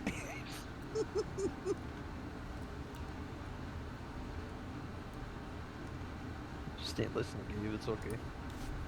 You hear the knight in the back here look back to his brother in arms, who he's currently running into the tunnels, and goes, "Call for Lady Callista. We need some serious firepower immediately." And he draws his sword. "No one passes us, men!" And slams the sword into the dirt. Kind of draws a line in the sand. And gets into a stance. I need some God, initiative let's rolls. escape. Christian's not here now, but you hear the trooper say, "Sir, yes, sir." Bruh. Nah. Fucking suck butthole. Reroll that one. I'll allow reroll for that one. Yeah, let's reroll it real quick. Yeah, we'll take that one instead. Oh, because you're not dexterity based. Nope. Men at arms. Don't worry, Devin. These are men at arms. I'll be so for real. Divine, I'll give you a reroll of that one too. Ready? Yeah, I did it. I got you already. Thank you. Oh, here we go. This is Skylar. I don't think Skylar's here right now. Skylar's gonna follow you. Actually, I'm gonna have Skylar. I'm gonna have Skylar act on your turn. Actually, I'll have the. Oh no! And you can leave You me there. are I'm gonna go. crazy. Womp This guy- womp womp womp. And I was 14. bad DM, bro. Yeah, I messed that all the way upon, guys. So it was. I had a 14. Yeah, I'm just gonna roll all of them and then change the numbers in a second here. I am such a goofy goober. I'm so sorry, guys. I'm a goofy goober, nigga. I don't think that's what I said. We're all goofy goobers. There we go. So you had a 14. Kayleen, you had a 12, right? Or a 13 was it again? What was your reroll I gave you? The reroll you had was also a 14, actually. Kayleen also had... Why are they in a group? I don't want them in a group. I don't want them in a group. I don't want you in a group. That's whatever. Sure, I don't care. 14, 14, 14. you please take it? What Give the hell? me a second, I guess. I gotta walk the dogs. Sorry. Damn. This guy's weird. I forgot the initiative. Hang on. There we go. You're surrounded, sir. I'm unable to join the thingy, so just... Wait, why? What happened? Is someone logged in? Is someone logged into your account? Is it Tarek? Did Tarek do this? It's Tarek. No. I'm not able to access it. I'm on my phone. Oh, I got you. Okay. Don't worry, we'll come in. You're not in combat anyways. We'll get to you in a second. You're not in combat, luckily. They're gonna be like, bro, you're surrounded. Surrounded? I don't think you can be surrounded by food. Nah. Just get out of here. Maybe by dead body. Nah. It's you. Yeah. But I'm not no longer gonna be me. I wanna be a T-Rex. Nah. So I think I fixed everything. 19, 14, 7, 1. Yeah, I think everything is fixed now. Sorry about that, guys. You good, bro. You good. I totally bongled that. The knight goes first. I'm going to have him roll insight to see who he thinks is... you're just you right now, Kayleen, right? What? Okay, sorry. You're you right now, Axel, right? Mm-hmm. Okay. So he's going to... No, then he would definitely know who is probably the commanding officer here, seeing as you are wearing, like, scholar's clothing and Kayleen's wearing a soldier's outfit. He's going to beeline it right up to you, Kayleen, and he's going to make... what does this do? I don't care about that. He's going to use... Nerd emoji. Hi. Let's see. Let's see. Oh, cool. Awesome. Yeah, he's going to make 2 great sword attacks to you, Kayleen. Attack 1. Misses. Because it tells me... Oh, it tells me... Attack 2. Also misses. A 16 and a 15. They both... off your armor. No effect. At all. Ends his turn. Kayleen, you're up. And by proxy, if you're here, Christian, Ophelia, you are controlling... I cut this guy's health in half. Hang on. I cut your health in half as well. There, Kayleen, and by you are by proxy, Ophelia, playing this Garrison guy. You guys are up right now. Why can't I target anything? What the fuck is going on? Oh, there's something up to Me and my Tommy. And then Axel, you're up next. Oh, bad choice coming up to me. Also, if you don't want to play as a soldier, Christian, you don't have to. Of course, I can delete this Garrison guy just in case you want to be involved in the combat. I left as an option. Is he even here? I see his mouse moving. He's not saying anything. Divine, can you stream for Sophie, please? I sure can. Thank you, I will not partake in the combat, please. Okay. Christian! Is that a no? Thank you. That was so real. So, Christian hit the whoop up with the mouse. He didn't know what the mouse and a yes when I said is that a no. Alright, so Kayleen, it is just you up. You're fighting right now.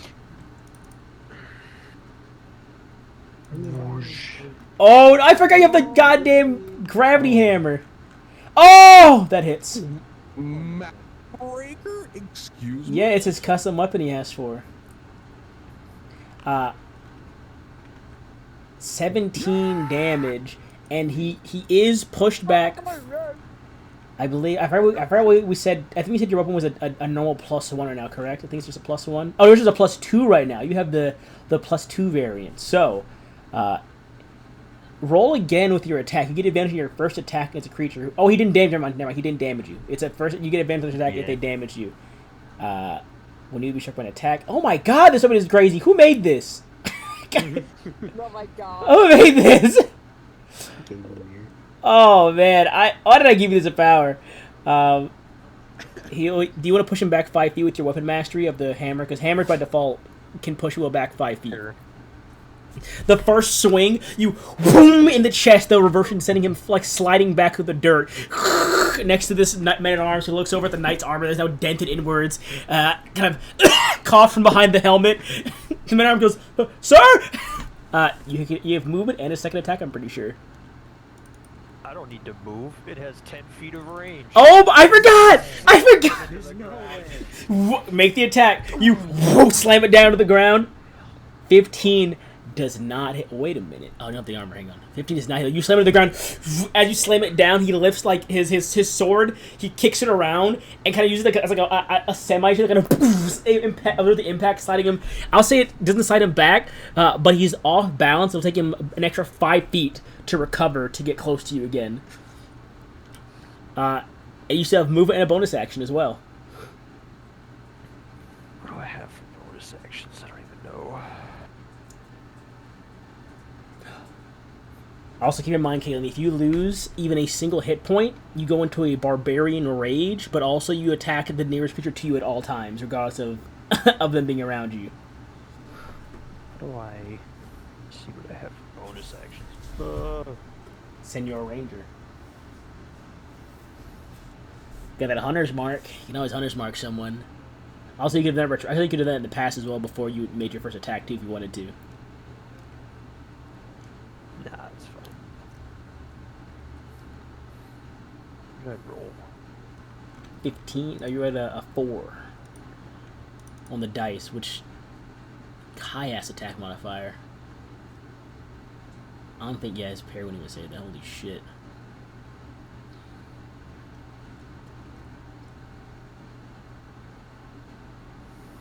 I don't know what I have for. I can't see any. I don't see any bonus actions. Your rangers unfortunately aren't very bonus action heavy when it comes to their anything. No. If I look at if you filter your spells, you have Misty Step, Hunter's Mark, Ensnaring Strike, Jump, Bark Skin, Lesser Restoration, Magic Weapon, and why is Misty Step in there twice? Oh, because you have it innately as well. I think with your subclass. But yeah, you may just have a lot of you may have Misty Step and different like damage buffing stuff.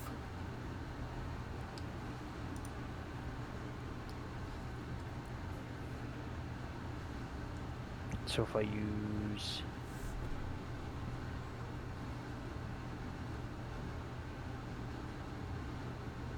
So with innate spell casting, does that still use a spell slot?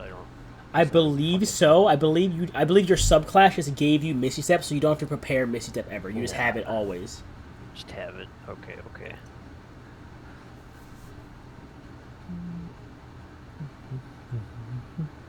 And Axel, you're right up next alongside Skylar as Scolger. Scolger.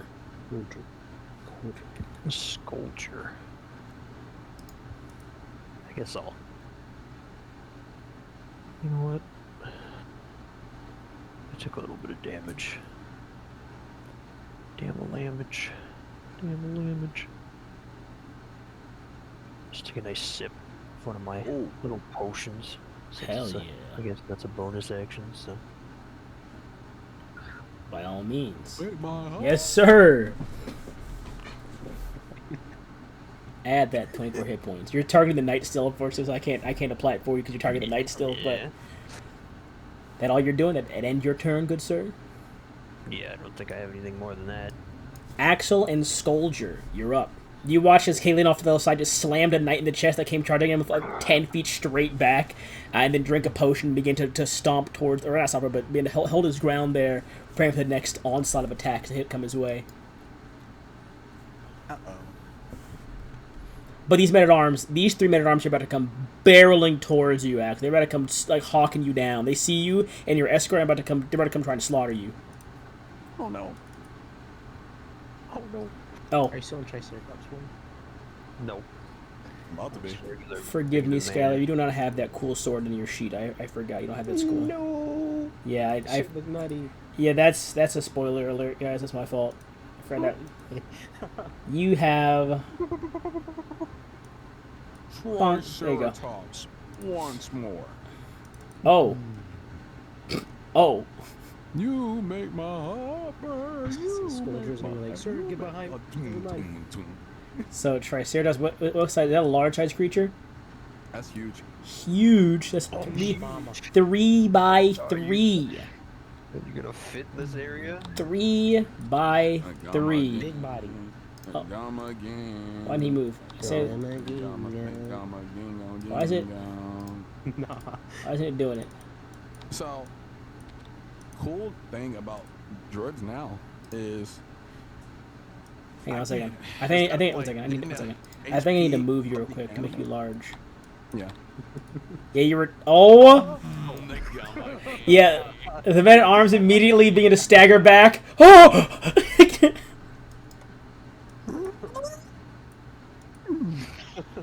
It's like, oh my. So that was, I believe, an action for you because you're not a moon druid. So oh, it's a bonus action for all of them now. For all of them now? Oh shit. Yeah. Oh, wow. So, yeah, bonus action. You still have your action. You become this large creature, this dinosaur. Kaylin, you see the rock. I'm going to, for the sake of it, I'm going to flavor this. Oh, I didn't mean to do that. This rock next to you. I'm not temporary HP because I get 45 temp HP. Just like crushes it as soon as he transforms. There you go. Add it to your thing. It's in there now. Thank you.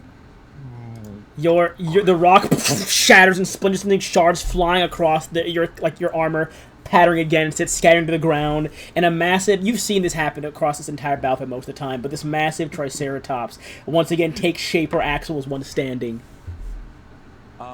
Cool thing is you will see interesting runic symbols on my body because I am lunar. I am a lunar one, so this is gonna be some. The Gooner Druid, Circle of the Gooner.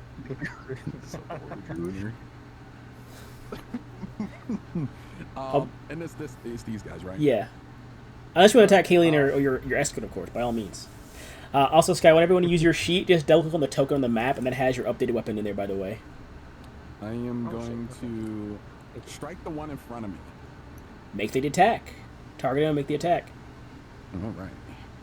And I wish I can use the freaking... The Triceratops sheet. Yeah. Let's see if I can't find it. Oh, is plutonium not on right now? Why? Is it I don't on? think so. It's not on? Okay. Stand by, everyone, because I was going to open up the plutonium thing for that.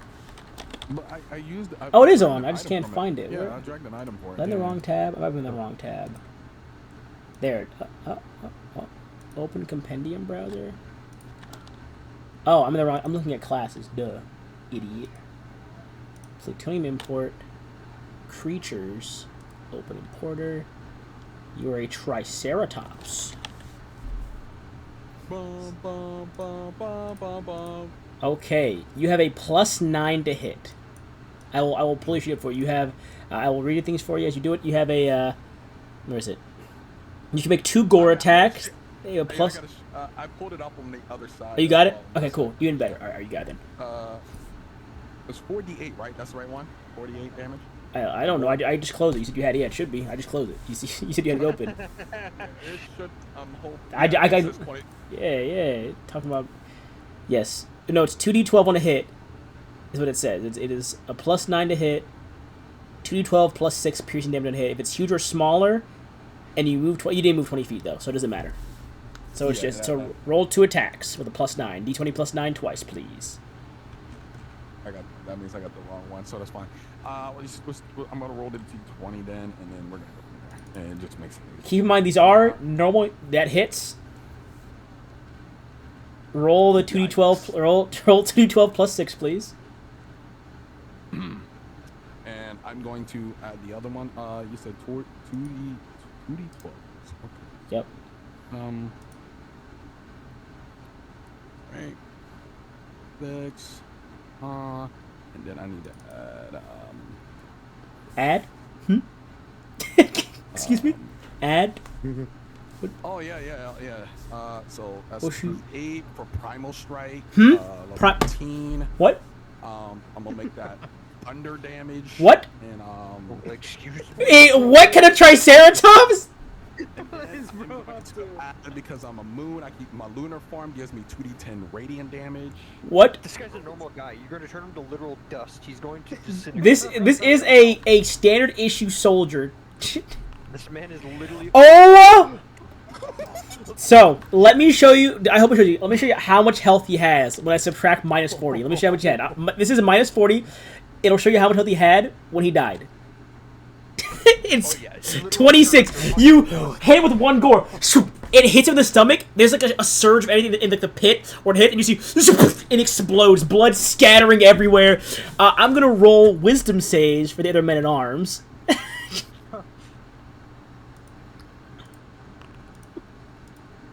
Oh dear God! It certainly has some form of PTSD now. Luckily, the knight has advantage on this because they have brave. I'm not making it a high DC. I'm just making it like a DC of like 12.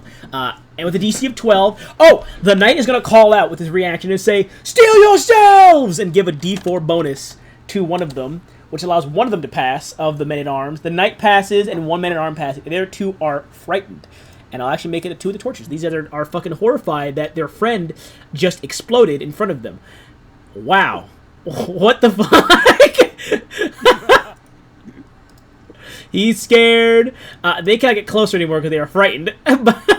And he's scared. Well, no, question. This is not the same kind of frightened. They can get closer, but they disadvantage all their attacks. Like, they can... I'll make them make a wisdom save to get closer, unlike normal, but beyond that, normal frightened thing applies. You have movement and one more attack, Axel. Dun, dun, dun, dun, dun, dun. The knight is taking an opportunity attack. I mean, no, he used the reaction already. No, no reaction. Never mind. You gotta use it to yell. Make the attack. How far did you move? You moved 10 feet. I don't think that counts for Triceratops, unfortunately. It needs to be at least 20 feet, so it does not count for the extra damage. But make the attack. All right, buddy. Sorry. You're not sorry at all. Oh! +6 and 11 does not hit. This unfrightened one... this is the unfrightened one, right? Or this is the frightened one? Huh? Are you attacking the... Hey, don't forget, it's... what is it? What's the plus? 6. +6? Man, you only get a +6? Oh, no, I used my proficiency, Gabe. Oh, so is that a plus...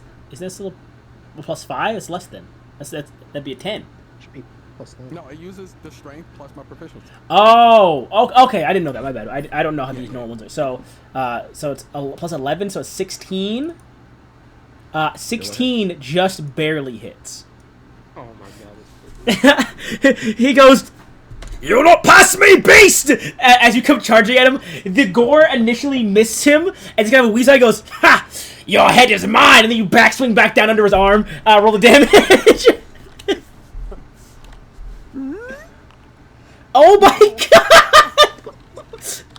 He gets flung like 80 feet across the battlefield and tumbles through the back retreating line.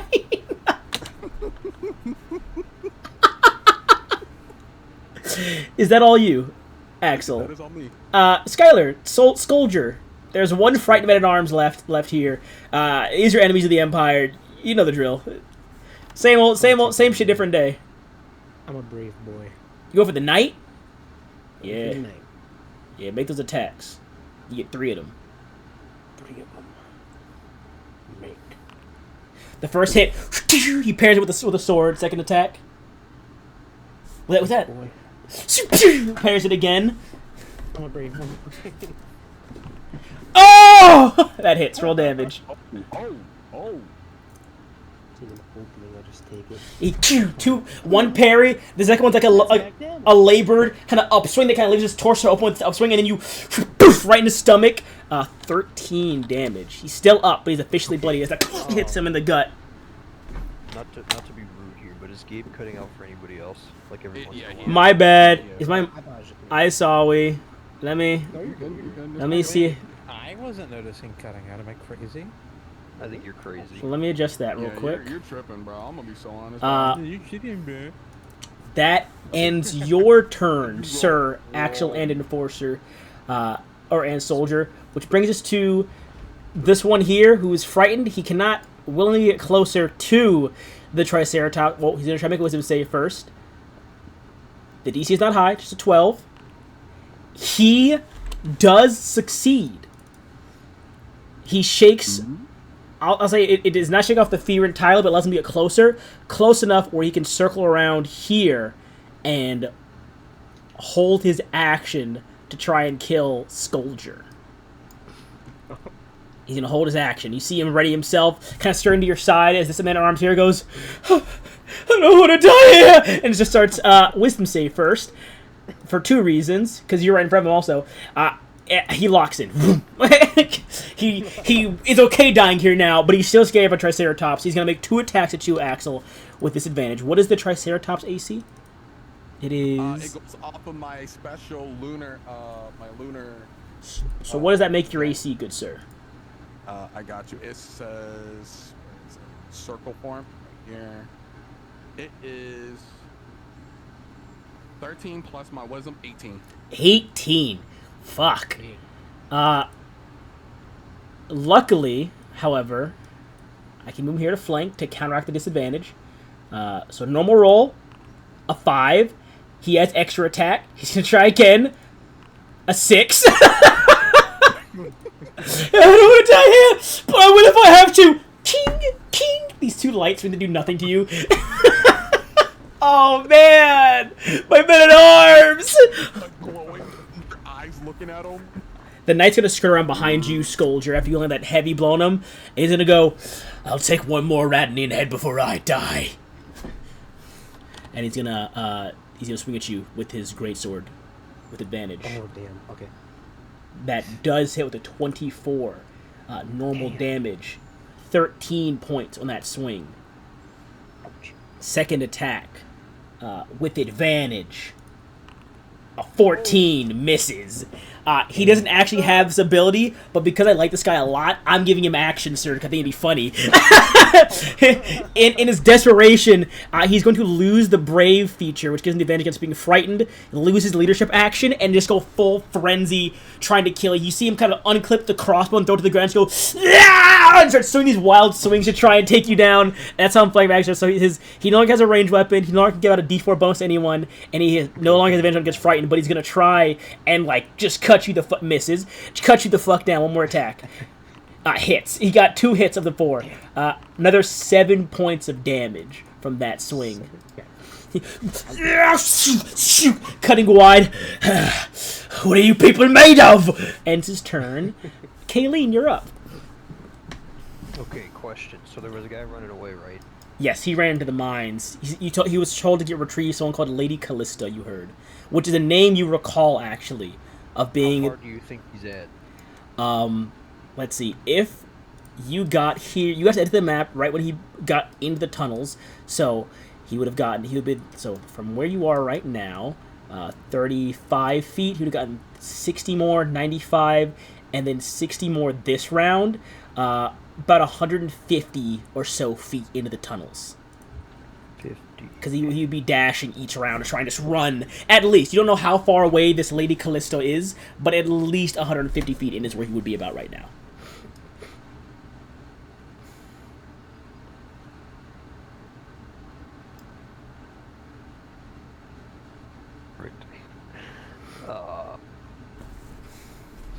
Actually, do you think you can handle the men here? I can't let that man get away and contact this person. Looks at you with glowing, beaming eyes. Nods head. So, Jesus Christ. As I... Why are you so fast? I will Misty Step 30 feet, so... I will say, as you get to right there, you see a pair of glowing eyes coming down the tunnel in your direction right now, walking straight towards you, only about, you want to say 30 feet away right at this current point in time. Damn. Oh, they already got him. Which either means that knight is really fast, or this person they were calling is also really fast. There's a 2 possibilities here of who this person could be. This person is meek as hell running. No, they're walking the lane right now. They're currently walking down there. Oh, my men at arms! But they are not at you yet. What's up? The funny part is I could literally reach him because I have I have 80 movement. You go, are you going in to the tunnels? Wow. I don't want that guy to get away, bro.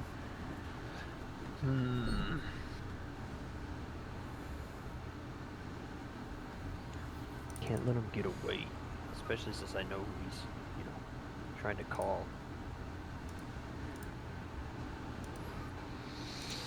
But there's somebody in the way. And I can't just phase through people. That's not how that works. The knight calls out, "Stop him!" to you, Kayleen, as you kind of appear behind him. He didn't see you run. You just appeared behind him. He's like, "What? Stop him! Stop him now! I will hold the beast and the man! You two, get after him!" Kayleen, you still have your movement in action, of course. I think I'm just gonna have to sprint. I can't let this guy go. How far in are you going to the tunnels? Full The speed? guy's only 30 feet. I would literally just run past him with normal movement. The other person. They're coming right. They're coming out of the tunnel. You see, or you hear the faint clanking of the metal armor of another knight in there, but you see the glowing eyes walking out of the tunnels in your direction right now. I would literally, just if he's only 30 feet, I'd literally just walk past him with normal movement. I need you to roll me an athletics check. This is contested against the person you're running past. Okay. Damn. I can't reveal the roll without spoiling the token, but from the perspective of Skolger and Axel, you see Kayleen make a step behind you all, again like a semi-sprint, and kind of like bolt off, picking up dirt and sand and rock, and like even like a small impact clear from their foot as they dash in the tunnel. And then, within a matter of seconds after that, you want to say a blink of an eye, both Kayleen and a blur of a shape come flying out of the tunnel as Kayleen is being hauled back down the lane by his face. And I will reveal the role of the person that is contesting you. As this winged woman comes flying out of the tunnel, the wings extended from the back, carrying you back out of the tunnel, and no damage, of course, slamming you into the sand and sending you skidding back into the Axel's side. And they come walking out this greatsword behind them, their hand kind of still outstretched, kind of crackling with a bit of holy energy, and they begin to stomp forward. I guess they already found her. No, I knew you were coming. I found you. You still have movement in action, of course. It wasn't your full speed. You still have movement in action. And I'll change the song, actually, now.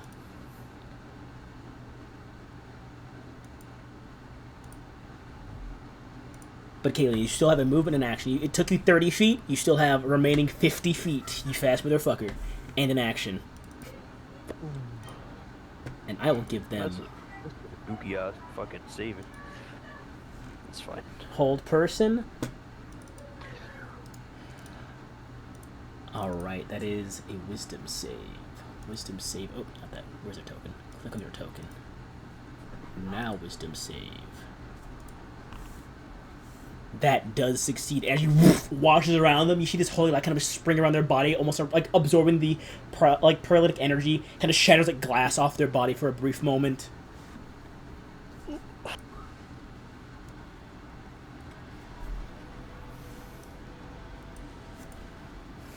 You still have movement, Kayleen.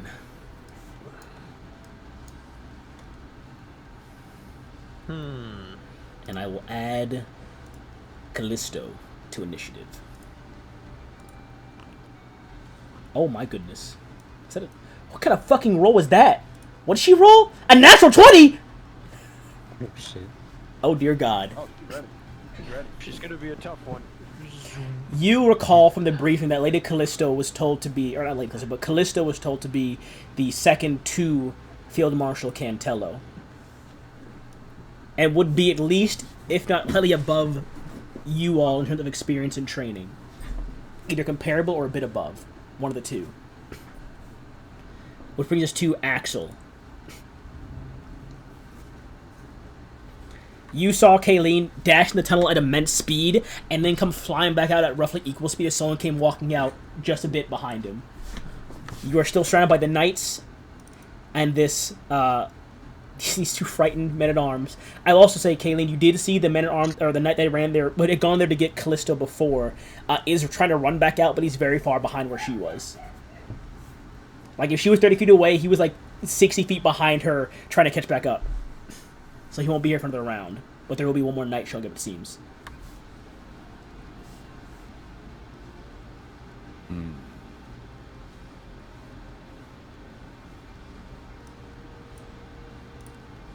What's your move, Axel? Okay. So, question. Yes. From where is position? Do I have a picnic? I'd say so, yeah. I'm gonna Yeah, go for this because you one. need it. Yeah, you need it, of course. These 26 HP men-at-arms are your biggest threats!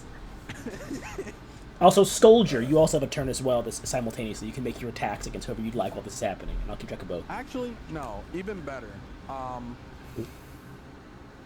going to teleport.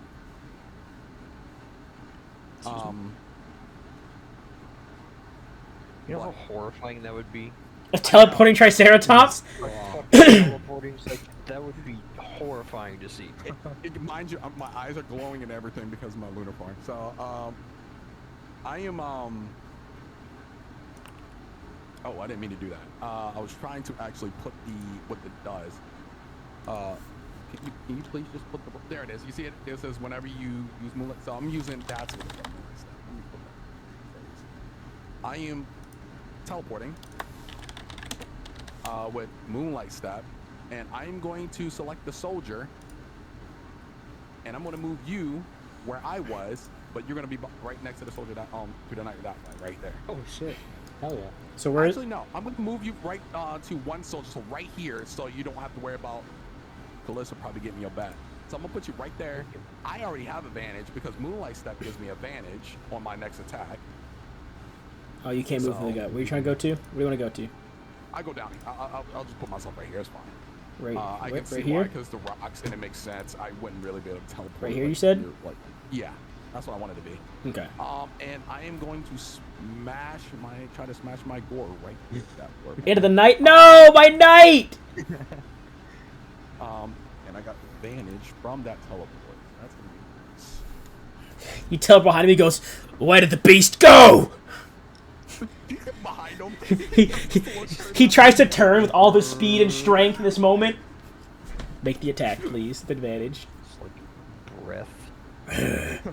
He... Can spell you. Oh, that's 16 plus it would be For the sake of it, he's gonna... 9. It hits, Would it be so... 9? It's plus 11, I believe. He's gonna... for the sake of flavor, he's gonna try and parry it still. Brings the sword up. The sword shatters from the impact. Roll the damage.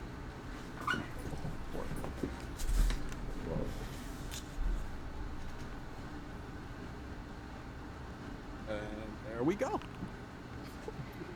As the sword shatters, it goes straight through his chest. he holds the horn there in his stomach. I will hold you, beast! And he goes limp in your arms, on the horn, trying to hold the horn in place and standing. He dies standing on his feet, but he's like holding the horn, slumped over, attempting to hold you in place, but he's dead. He had 22 hit points left. Oh my gosh. And then I'm gonna run over here. Oh, it's a straight line too. And I'm going to attack the one next to the soldier. Make the attack. And I will still have advantage because now I am. Ooh. Dang. So that is Plus. So okay. So that's what? So it's plus proficiency, right? Yeah. And strength. So does that make it a plus 11, right? 11. So Yep. 17. I don't know why he doesn't just add. the plus 17 hits. Oh man, my man at arms! Oh, Something dude. gonna live against us. I mean, maybe. Alright. Ah. Plus 6. 18. Oh, he's alive! Oh my god, you live. You see him kind of, he goes, "For your honor, Sir Knight!" He takes the impact, one of the arms breaks in the process, but he holds the sword with one arm still. My glowing eyes look at the fellow soldier. "I will hold you, beast, for my knight's honor." Understood, sir. It's your turn, Scott. You got a bandage too. Oh, I have advantage? Yeah, roll for the current, see if you get it. Just a little one, that's fine. 22. 12 points? How much did that do to him? Oh, he's dead. He had 8 hit points left. You slap across the side of the head, his neck snaps from the impact. You remember, you guys are like twice as strong as these people are into their normal strength. You like smack of the head and his neck snaps from the impact and he hits the ground. Thanks for the opening, sir. I'm gonna Just dinosaur nod. take out my crossbow thing and aim it at Callisto. Hell yeah. It's Let's Callisto. see. Callisto. Ooh. 25 does indeed hit. Hell yeah. Alright, here we go. Dang, 19. Good shit on that damage. this one's kind of cool. This soldier's kind of cool. Ooh. His stories are kind of cool. Freaking Zabuza freaking teleports behind you and kills you. These three, these are magic missiles. Like you aim across one, the magic missile kind of a stream of missiles fly at her, hitting her in the chest. Oh, it's this weapon. Okay. Yeah. I remember from the one shot. Yes, indeed. Oh yeah, there's some other, yeah. Yep, on my next attack, I'm gonna use fire charges. Hell yeah. So attack. Oof. 12 does not hit. The next missiles streak out. I'll keep you on this. The reason why they're rolling attack rolls is because this is an older version of it still. This is 6 months prior to the other one. We were showing it. I see. I got you. Let's see, that was 1, 2. I have extra attack times 3, so does that mean I get 4 attacks? Or is that just 3 attacks? If you use an extra charge, it should be. It should be. I think it's 3. My bad. It's 3 total. My bad. Yeah. No, I just want to make sure. And that would be good for me.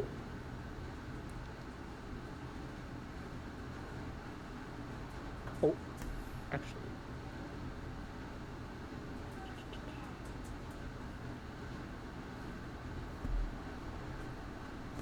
Oh, shit. I should have used that. Never mind.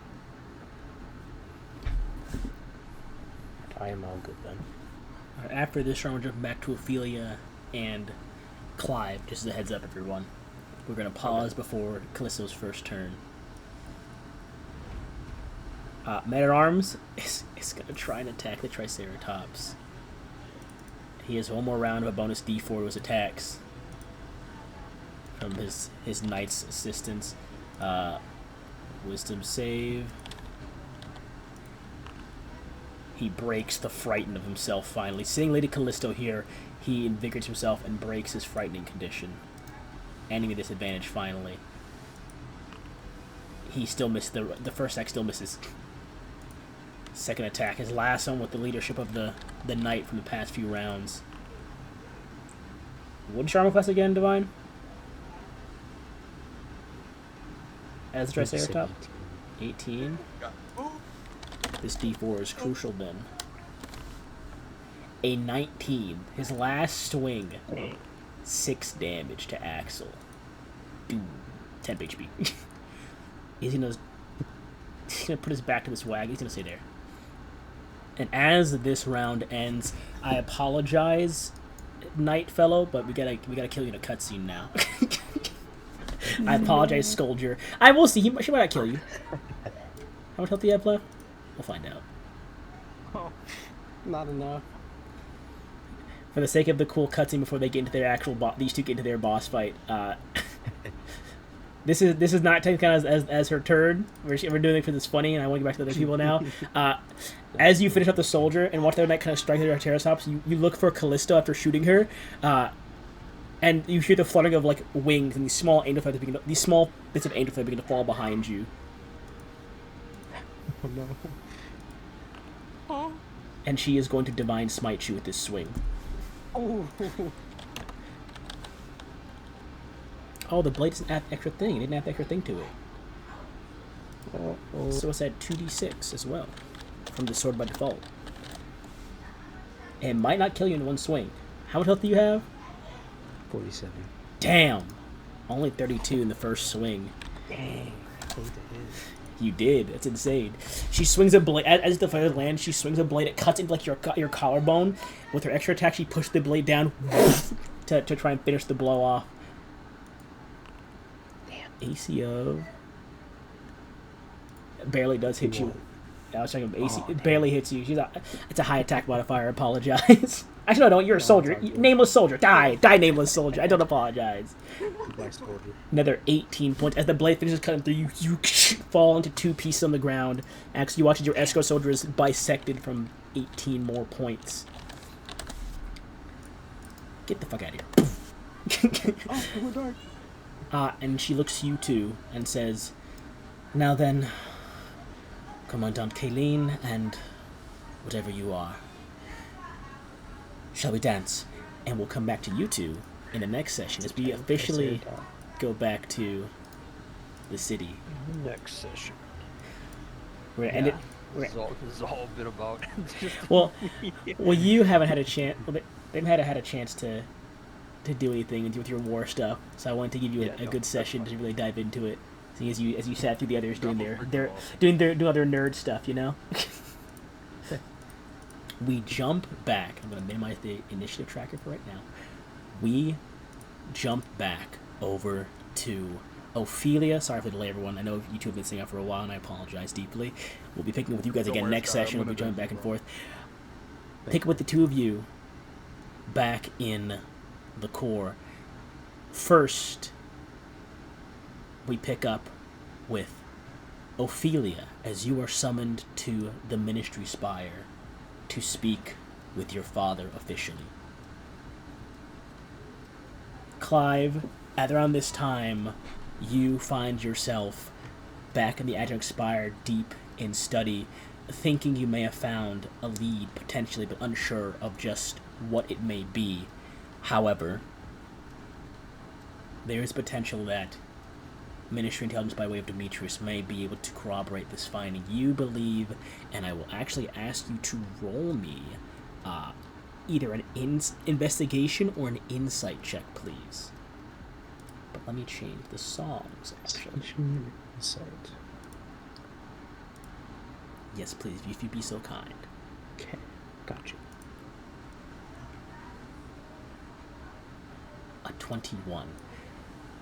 You learn that potentially there was someone that Benny had been meeting with, at least in secret, not just prior to his death, but within the last few months before his death. You're not sure who they are, but you begin to find bits and pieces of information scattered around not only Benny's home of peculiar gifts you had never seen before, or items, or kind of put together his many sudden, I'll be right back, don't wait up for me kind of moments that you can assume he was meeting with someone, but who they are, you're not entirely sure.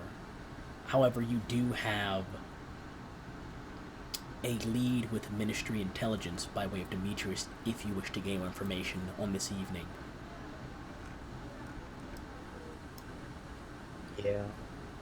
Should probably follow that lead.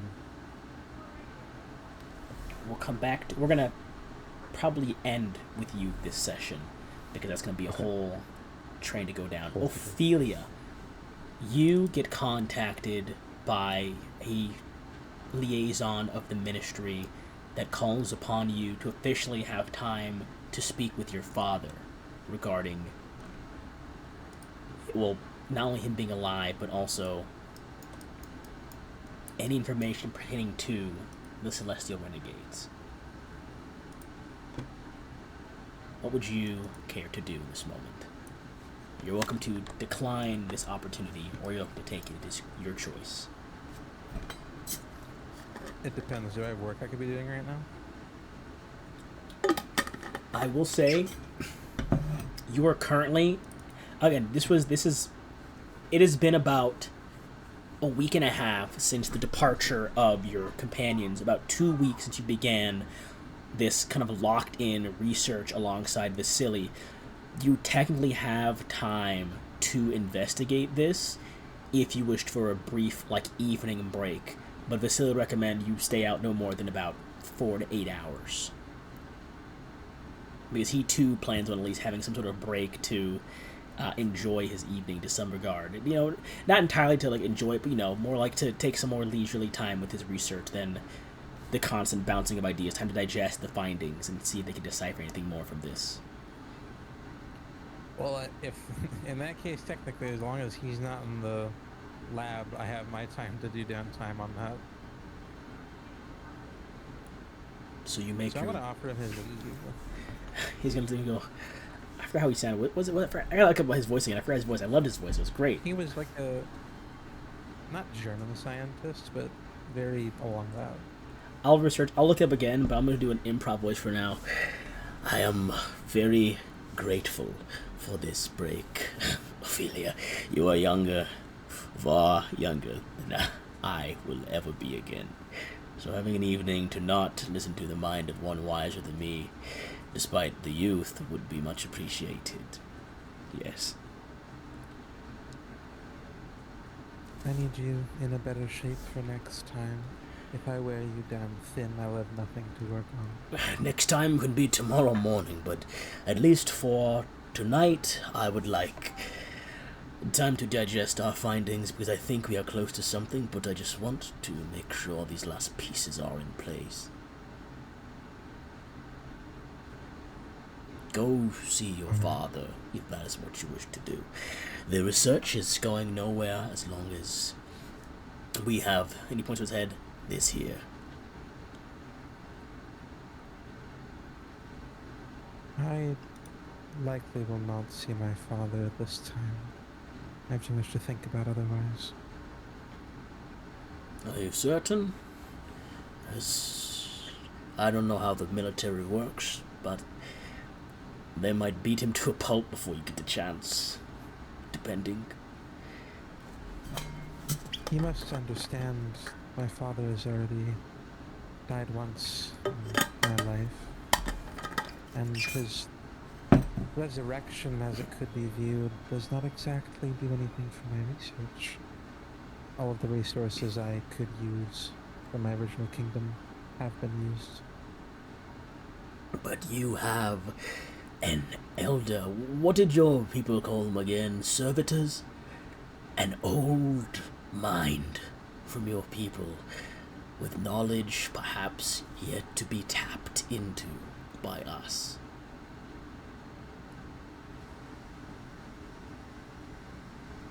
Pick his brain, at least. If he's useless... We'll see if he's willing to speak of such clinical things. He would probably beg for his life more than anything else. And if he does, and if he's useless, you need not see him again, and we can continue working without interruption moving forward. A fair assessment. You may have some wisdom in me in regards to research and study, but I still have an elder's wisdom when it comes to perspective. Very well. You see him kind of stand up. You hear a few too many bones crack in his back as he stretches. He grabs his coat and he has to half limp out the door.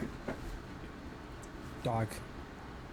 I mean, you guys have been sitting and walking. Has resources. Oh, it does. It definitely does. There is the funny thing is about Aradnus, you don't need to physically age if you don't want to. You don't need to physically age. They have very much the same.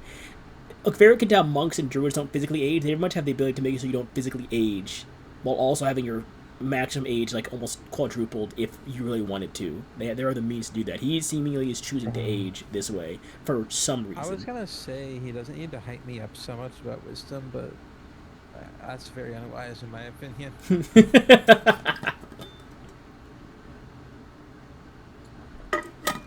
So you make your way to the Ministry Spire, Ophelia. I'll take a network. You, in an instant, are flashed there from the Adjunct Spire down to the Ministry Spire and are escorted to one of the more secluded, guarded cells or wards of holding for important people and objects, though it may seem. And as you pace down the corridors under escort of an enforcer, you find yourself brought to a cell, and the enforcer spins on their heels and turns away with the simple knowledge that if you require them, just contact Ministry Mind or any other consciousness and they'll be retrieving you at the earliest convenience. But you find yourself, as the enforcer leads you to your privacy at this conversation, looking at a man, your father, leaning against the back wall of a secure cell. Chains that are meant to restrict more unnatural abilities and innate traits binding him by the hand. However, he is free to pace the cell. That is until you notice that, while free to pace, the chains never allow him to walk close enough to touch the door. He is stopped within maybe about 3 to 4 inches of the door itself by his hands. His feet can kick if he'd like, but his hands can never touch the door. Makes sense. As you approach, his head does not raise, and he calls out in this hoarse, ragged voice.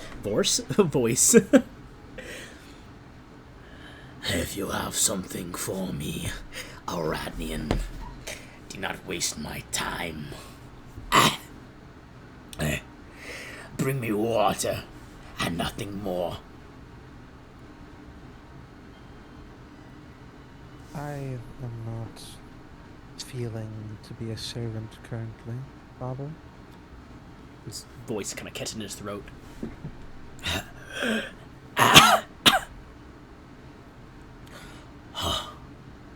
Ophelia, is that really you, daughter of mine? His eyes look up, these kind of faint, glowing pupils. It's black sclera.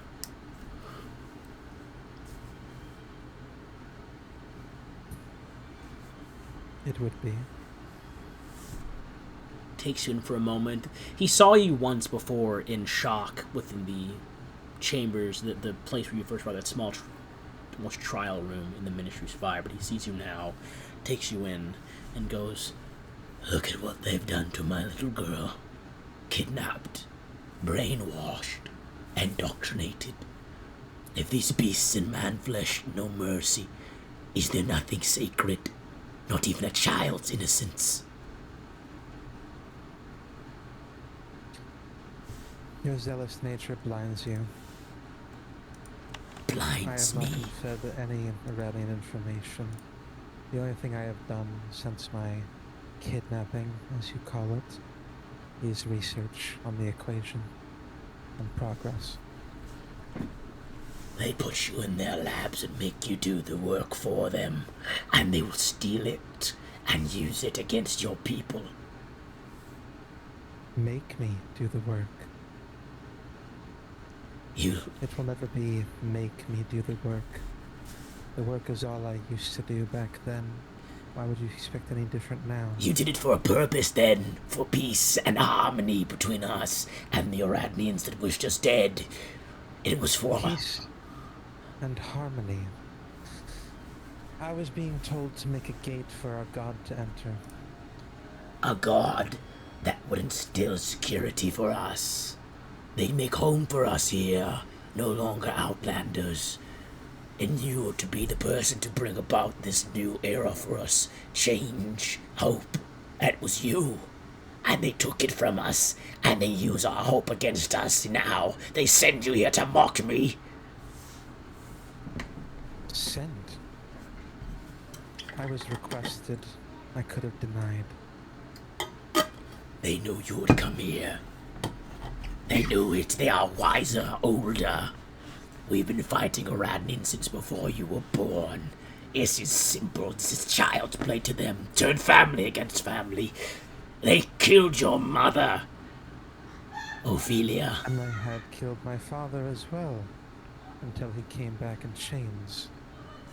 They did not kill me. They blocked our sight of you. They cut us off from the rest of the lab. We tried to save you. We tried. And they dragged us back kicking and screaming because they thought you were dead.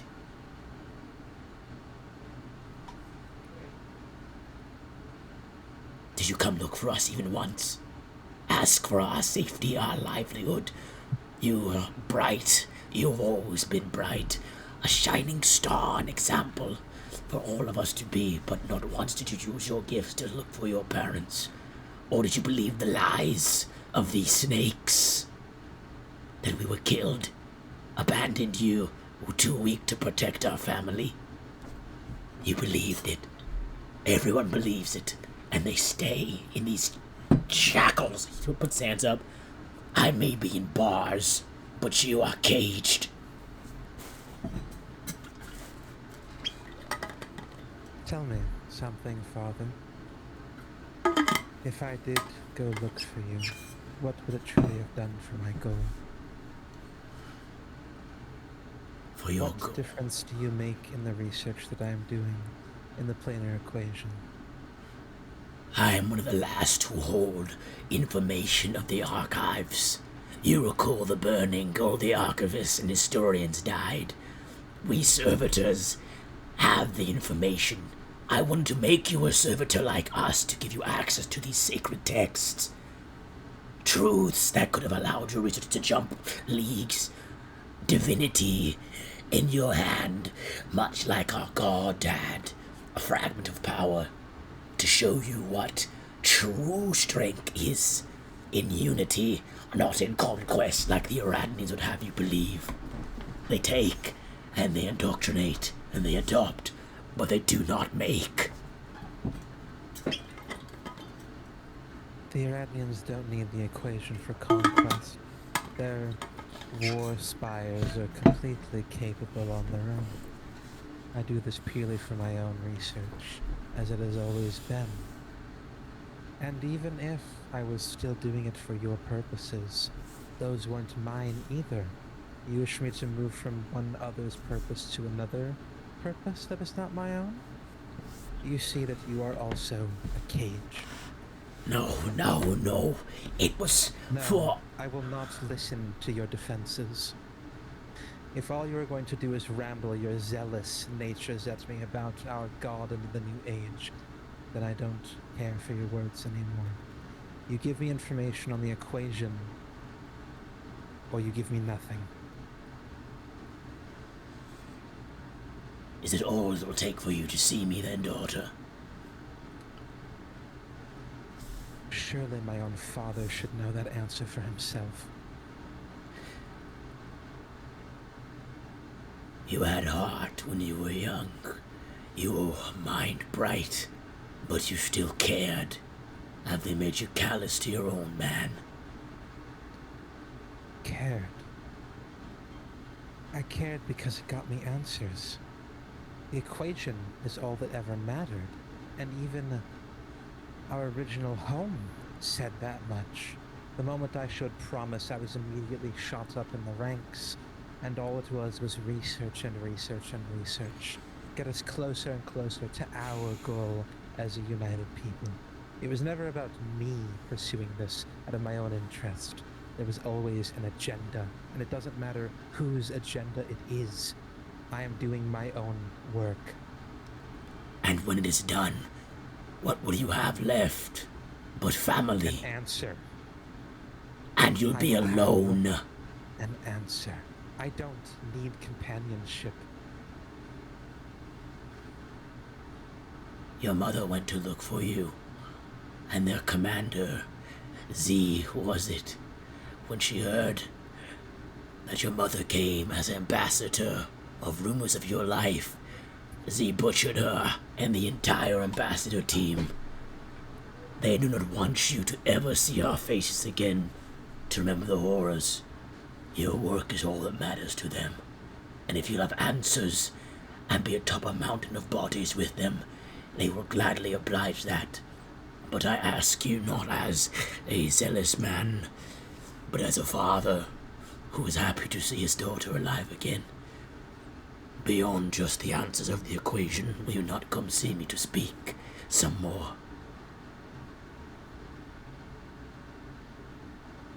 If you have important words to speak to me, and the military has decided not to make you unrecognizable, then perhaps I will visit you another time. But while I am gone, I can only hope that you tame that tongue of yours just a bit more. I apologize, but I have been fighting in rebellion for a long time. Retort is all we know, when aggressors are all we see.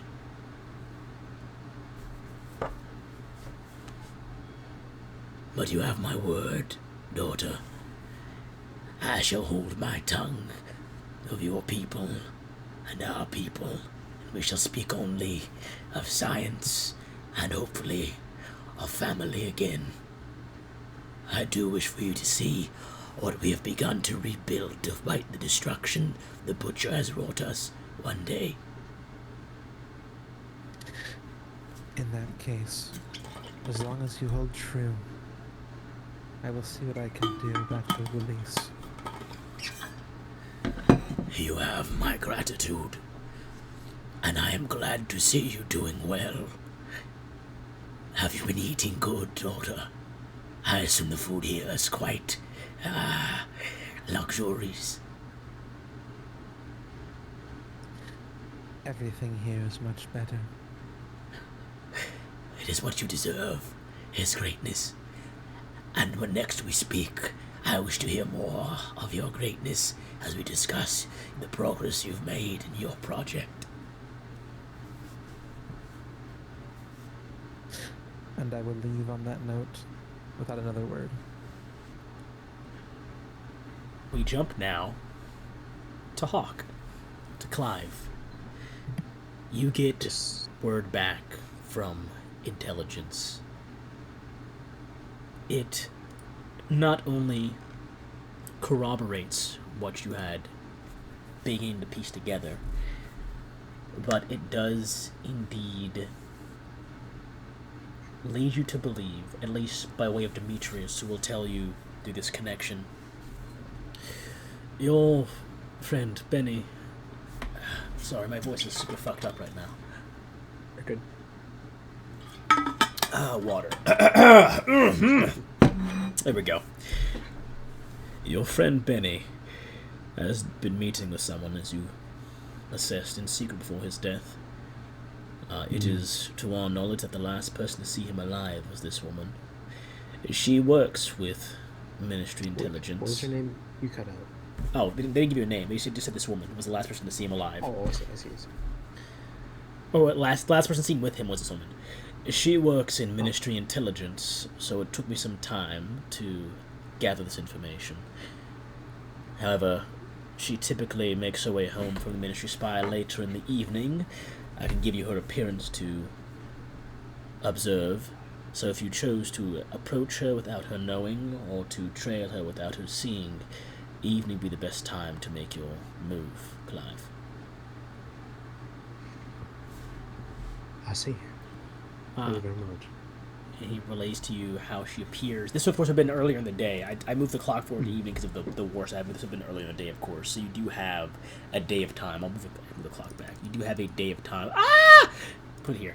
A day of time to prepare. You can assume by evening he means around like 9 o'clock or so. Okay. So you do have some time to prepare if you wish to approach her or trail her wherever she is to go.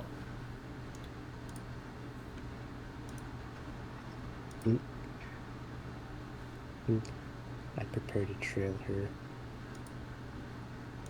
but how early is this in the day? You've gotten this word from Vivian Dimitri. went to talk with her father. I'd say it probably would have been the morning before she went out. If it went out in like the afternoon to evening, this probably would have been about early morning to afternoon. Okay. Okay. Using the little AI buddy we got, I'd ring her up and just say, "Hello, Miss Ophelia. Morning to you. I'm a bit hungry. Want to join me for some grub?" Been a while since we talked, and just want to make sure you're doing all right. Oh, that's up to Christian. I don't know what Christian is. Ditched. Christian. He might have walked away when his scene Okay. ended. Understandable. I'll say for the time. I'll say she probably would have been deep in research. So for the time being, there was no response, and she was still deep in research at the current moment. Okay. I listen till we get up. Take the time. I got until evening. What case? Clive will probably review what notes he was given, like the route this woman usually walks on, appearance and all that. And then I will also show you her picture. I'll just put her as named woman for right now. Demetrius would tell you when he learns a name of who she is, he'll get it to you, but intelligence is still, even with him being a high ranking intelligence, it is still rough for him to gather names of other operatives like that. Gotcha. Or other officers, rather. This is how she looks. There it is. So she have the appearance to look like very... what's the word? I want to say innocuous, but that doesn't feel right. Interesting, though. But yes, the route she would take from the Ministry Spire does take her kind of toward the direction of Benny's home, but not as while Benny's more east. She kind of just goes more true south-ish as opposed to southeast. Is the route she typically takes after she leaves the Spire.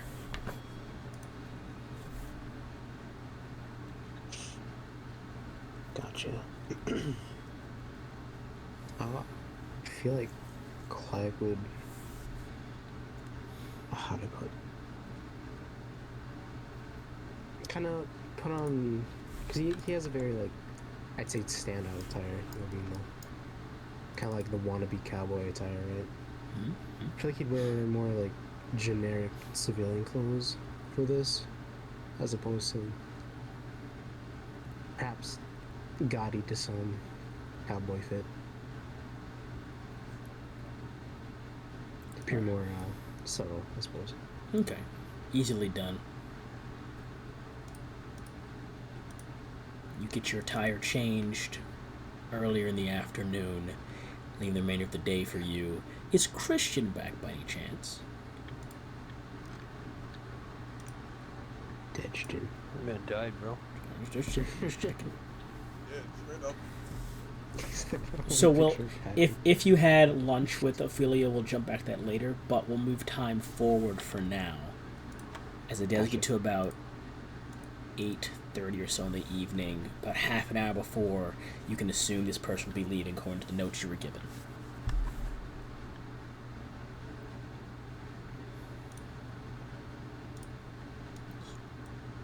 What would you care to do, good sir?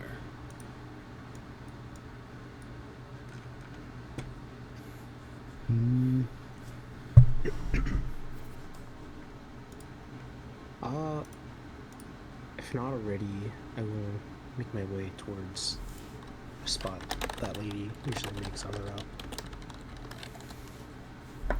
Perhaps just living on a street of a corner, or corner of a street rather. Okay. You begin to make your way down there. I'll say, I mean, getting some good transport there, you would arrive, you would be passing, or getting just a bit past the Spire about the time when you can assume you should be walking out, and you get to one of the common intersections. Roll me either perception or investigation, please. Oh, baby. just what the doctor ordered. Wow. You rolled better than she did by 8. Dang. She rolled pretty well. She is Ministry Intelligence.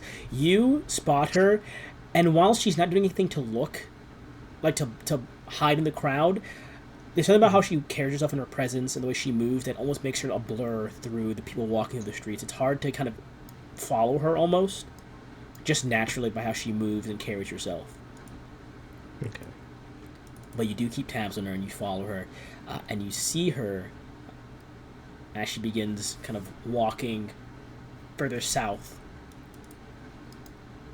And eventually, when she usually stops, at least the tracking she does, they're not sure where she goes beyond heading south. Generally just due south. She doesn't really go anywhere but that direction. But eventually she does actually cut almost directly west at about here.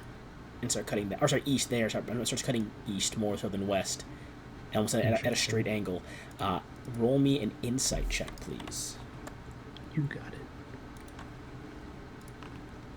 26.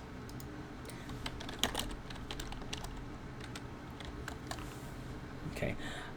You can see while she is being very careful and deliberate in how she's trying to be unassuming with it. She is definitely looking around to see if people are following her. And eventually, after walking about 3 more miles, I'd say about here, she slips into a dark building, kind of like a side passageway door, and enters the building. Damn. I need you to roll me stealth at about this point in time, please. You got it, boss. Because they were keeping an eye out. So I'll roll their perception. It's very base what I can do. Alright. What do you do at this point in time? You watch them slip into a dark building around this point in time. Kind of, I'll, look both ways, look around, make sure no one is watching me, per se. And then if no one is, I will attempt to follow a similar path, but try my best to be quiet about it. Alright. You begin to follow sort of into this building as well. You find yourself entering a small, maybe like, not really a warehouse per se, but like a storage center, essentially, like an indoor storage center with a bunch of crates, or a bunch of like scaffoldings and storage bins and things arrayed along here. And you hear faint murmured conversation happening from deeper in. Gotcha.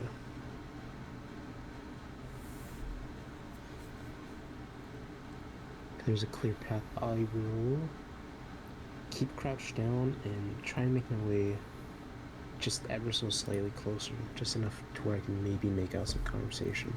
Alright, I will say roll me perception, please. You got it.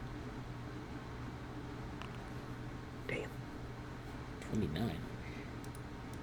You hear, or rather, you first hear people. I'll see through the name. I'll put it in chat actually. You hear the name Carrie. Why is that in Thieves' Gang? Excuse me. You hear them mention you hear someone say like, Carrie, you're late. Where have you been all night? And they're sorry, work's been keeping me. I've been trying to get more information on the goings on of things. Is all. It's been getting really tight at work lately, to be honest. And I'm not sure how much longer we can keep this off the books, to be honest. It sounds like off the... You hear their third voice? Off the books. We're very much on the books in some ways, most likely. There's no guarantee they don't know already. Another voice from across the room goes, yeah, and so what if they do? I'm certain that, you can pull some strings, Carrie. Come on. You're like the big bag wolf, aren't you? You can make some of that shit disappear, can't you? She's like, I don't think I can do that with just who's keeping an eye on me. A lot of top dogs in this game right now, and sure, we don't get to move too freely, especially a certain someone. You can kind of get a glimpse and see it's a room about like 3 people, not including this Carrie person who you can see speaking now is the one that matches your description. Is this Carrie person who's talking?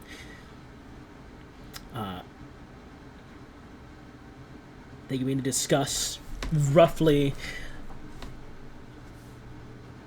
vague conversations of just their days at first, and then it shifts into another focused conversation of just, alright, so we know we're in danger, but if things are getting tougher, how should we about the city more undetected, like, how do we avoid more scrutiny by public officials?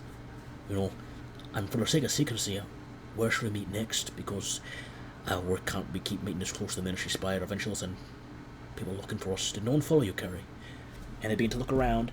I need you to roll me a stealth check, and I will give you add a D4 to this. I'll say it's kind of like the guidance of just being in the darkness right now, but I will give them an advantage for their check.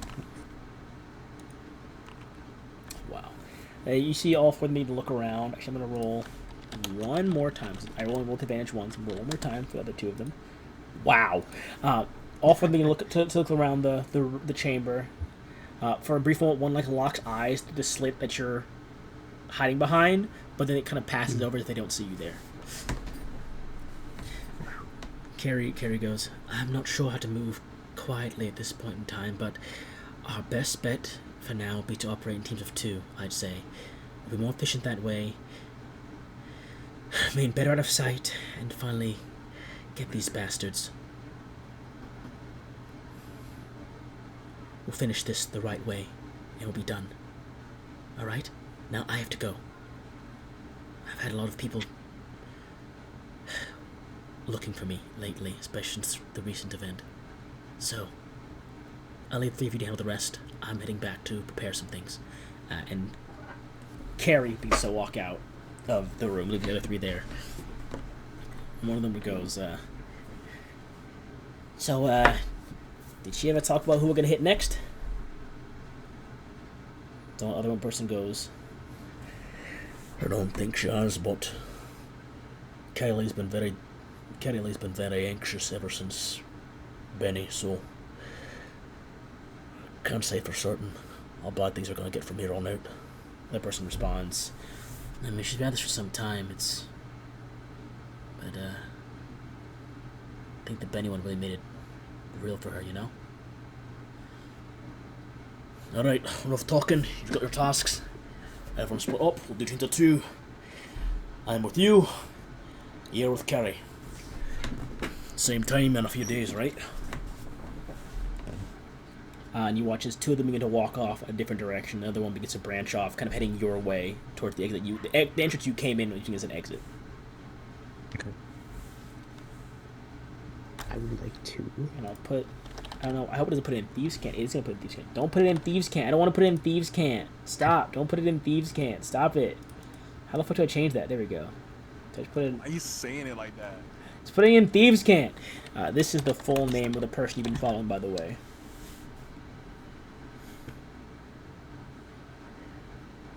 Oh, son of a bitch. Now I can't read it, even though I have Thieves' Cant. Oh, I put it in common now. Why could you read it in common? I don't know. I'm going to put it back in Thieves' Cant. Did that work? Oh, really? Okay. Alright, yeah. There we go. Roll me one more stealth check with advantage, please. This guy's going to use his passive perception as he's beginning to walk past you. Okay. Do I also get that D4? Not this time, no. Because there's someone's coming right toward you this time. Passive perception is definitely not 30 for this guy. So this guy walks right past you and begins to head out down the road.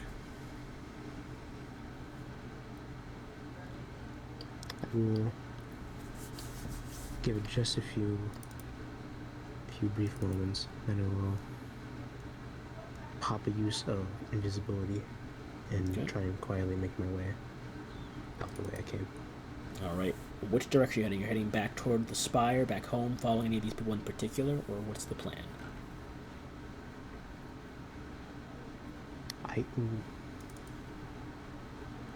If able, I will attempt to trail the one that was going my way. Okay. I'll say you follow. Oops, sorry, I left my notes. You follow this guy for maybe about. How long does the visibility last? It would definitely last a full hour of visibility before this guy ends up around, I'd say, like right about here or so. Okay. Over here, closer to this interior wall, you find them kind of stopping in what looks like a shack, which definitely doesn't befit. I mean, it could befit someone of their stature. They seem to hold themselves with a lot more of an officious standing than they. Roll me insight, actually. Okay. I want to give you freebies This is out. fun. I like being a detective. I don't give you any freebies, you know. Mm-hmm. 18. I will say. Thank God for fucking that. They Jeez. seem to be carrying themselves very much akin to how this Carrie Leon was carrying herself. Very much like someone that knows how to move quietly. Very much like someone that might also be a member of intelligence or at least of some sort of secretive espionage type group. Someone that's proficient in stealth and blending into crowds. How this person moves. They move, but they move in an officious way. Someone that isn't like a gutter runner or just some common thief or rogue. So you can assume they might also be a member of intelligence of some kind. But they're going to this small shack by this house as they walk inside. Like, it definitely fits the surrounding. When I say shack by Iranian standards, it means like a fucking suburban home by modern day standards. Like it's like a 1-story home with a beautiful front window and a small garden. But by Iranian terms, it's very much not like a penthouse like most of you guys have. Most of you guys honestly live in like either penthouses or like large like 5-family home for yourselves. Like even Benny living alone had that huge home with 2 floors just to himself. Right. And this guy lives very much in like a studio apartment as he walks in this building. Okay. He enters inside. He's gonna roll one more perception check. I'll say this is the end of your invisibility, so I'm not gonna have him. I'm just gonna have him roll with your last stealth check because they had advantage on it. He rolled really well, actually. Shit. He looks over. You see him look like where the distortion of your invisibility is. Kind of squints, then rubs at his eyes and walks inside. I see. You don't see any lights come on in this building, but he does enter the structure. For now, I think that's enough. I'm going to use my only use of let me double check. I have innate casting. I don't know if I get free castings of that as an elf. Let me double check. 1 sec here, sorry.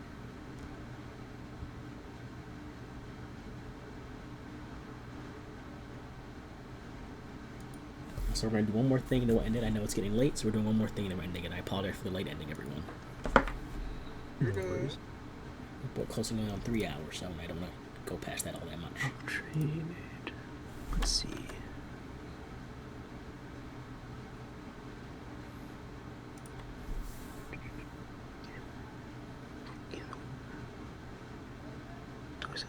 I can cast it once without a spell slot. Hell yeah.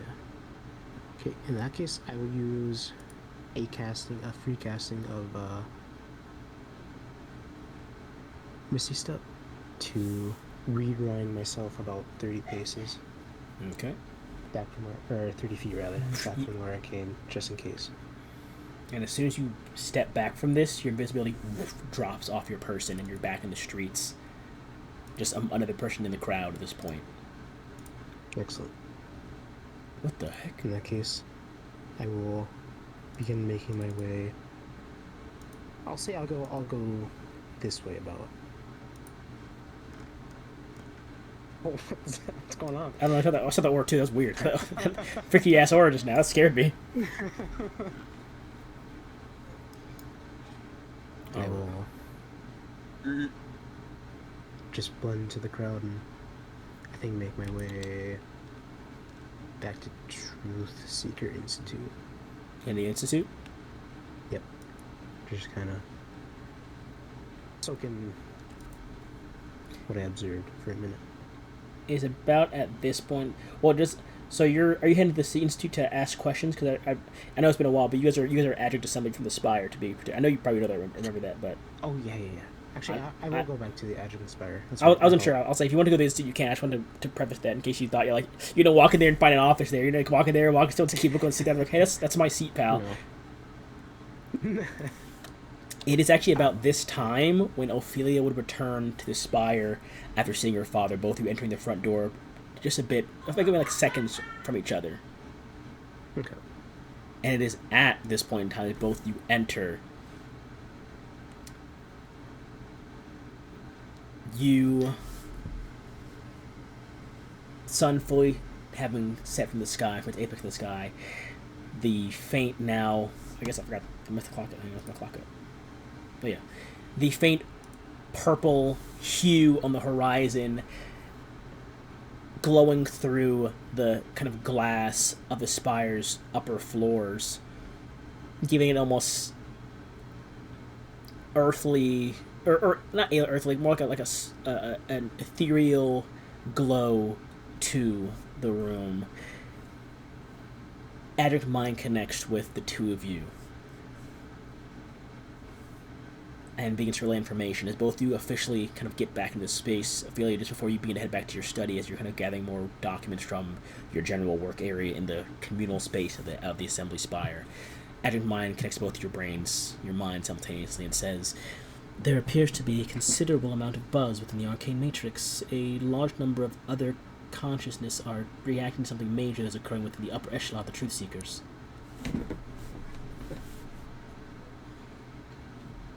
And sun begins to kind of set further. Darkness almost cascading across the room like an encroaching wave of darkness or of shadow. The sunlight barely now cresting through the small slit in the horizon. What would that be now? Please stand by for a moment. I will be relaying information shortly. You guys, of course, this is dependent upon where you are located. Of course, you're welcome to return back to your office, Ophelia, at this point in time, to your personal lab. But through the hours that transpire, say like 2 hours or so that transpire after this first update, you begin to slowly get information from Adjunct Mind. Actually, let me change this. Wrong song. That's the story song. Stories are over. No more stories. You begin to slowly hear information, bits and pieces coming in like literal small fragments. Oh, wrong song. Fuck off. Die. Die nameless. I hate you. Say, what's going on? It's scary. I'll use this one. I like this one. Dude, you just skipped like 10 sessions with that song. I did. My fault, Come on, guys.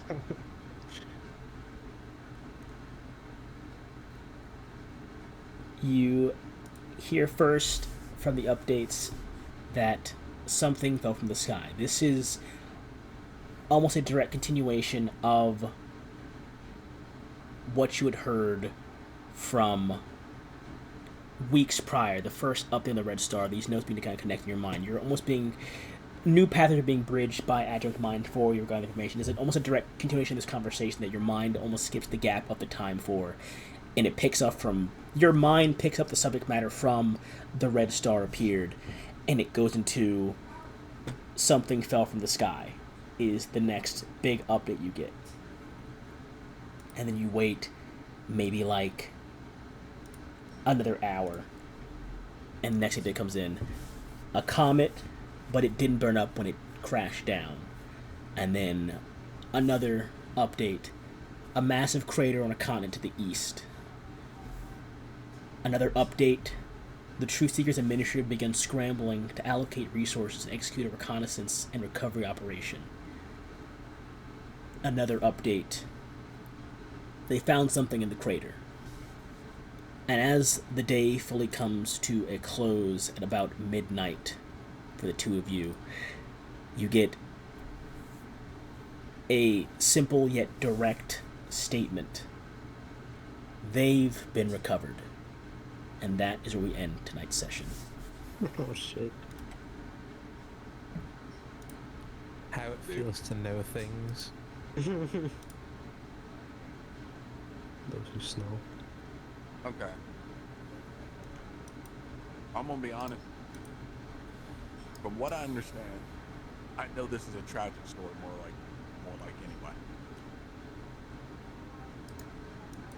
My thing is this.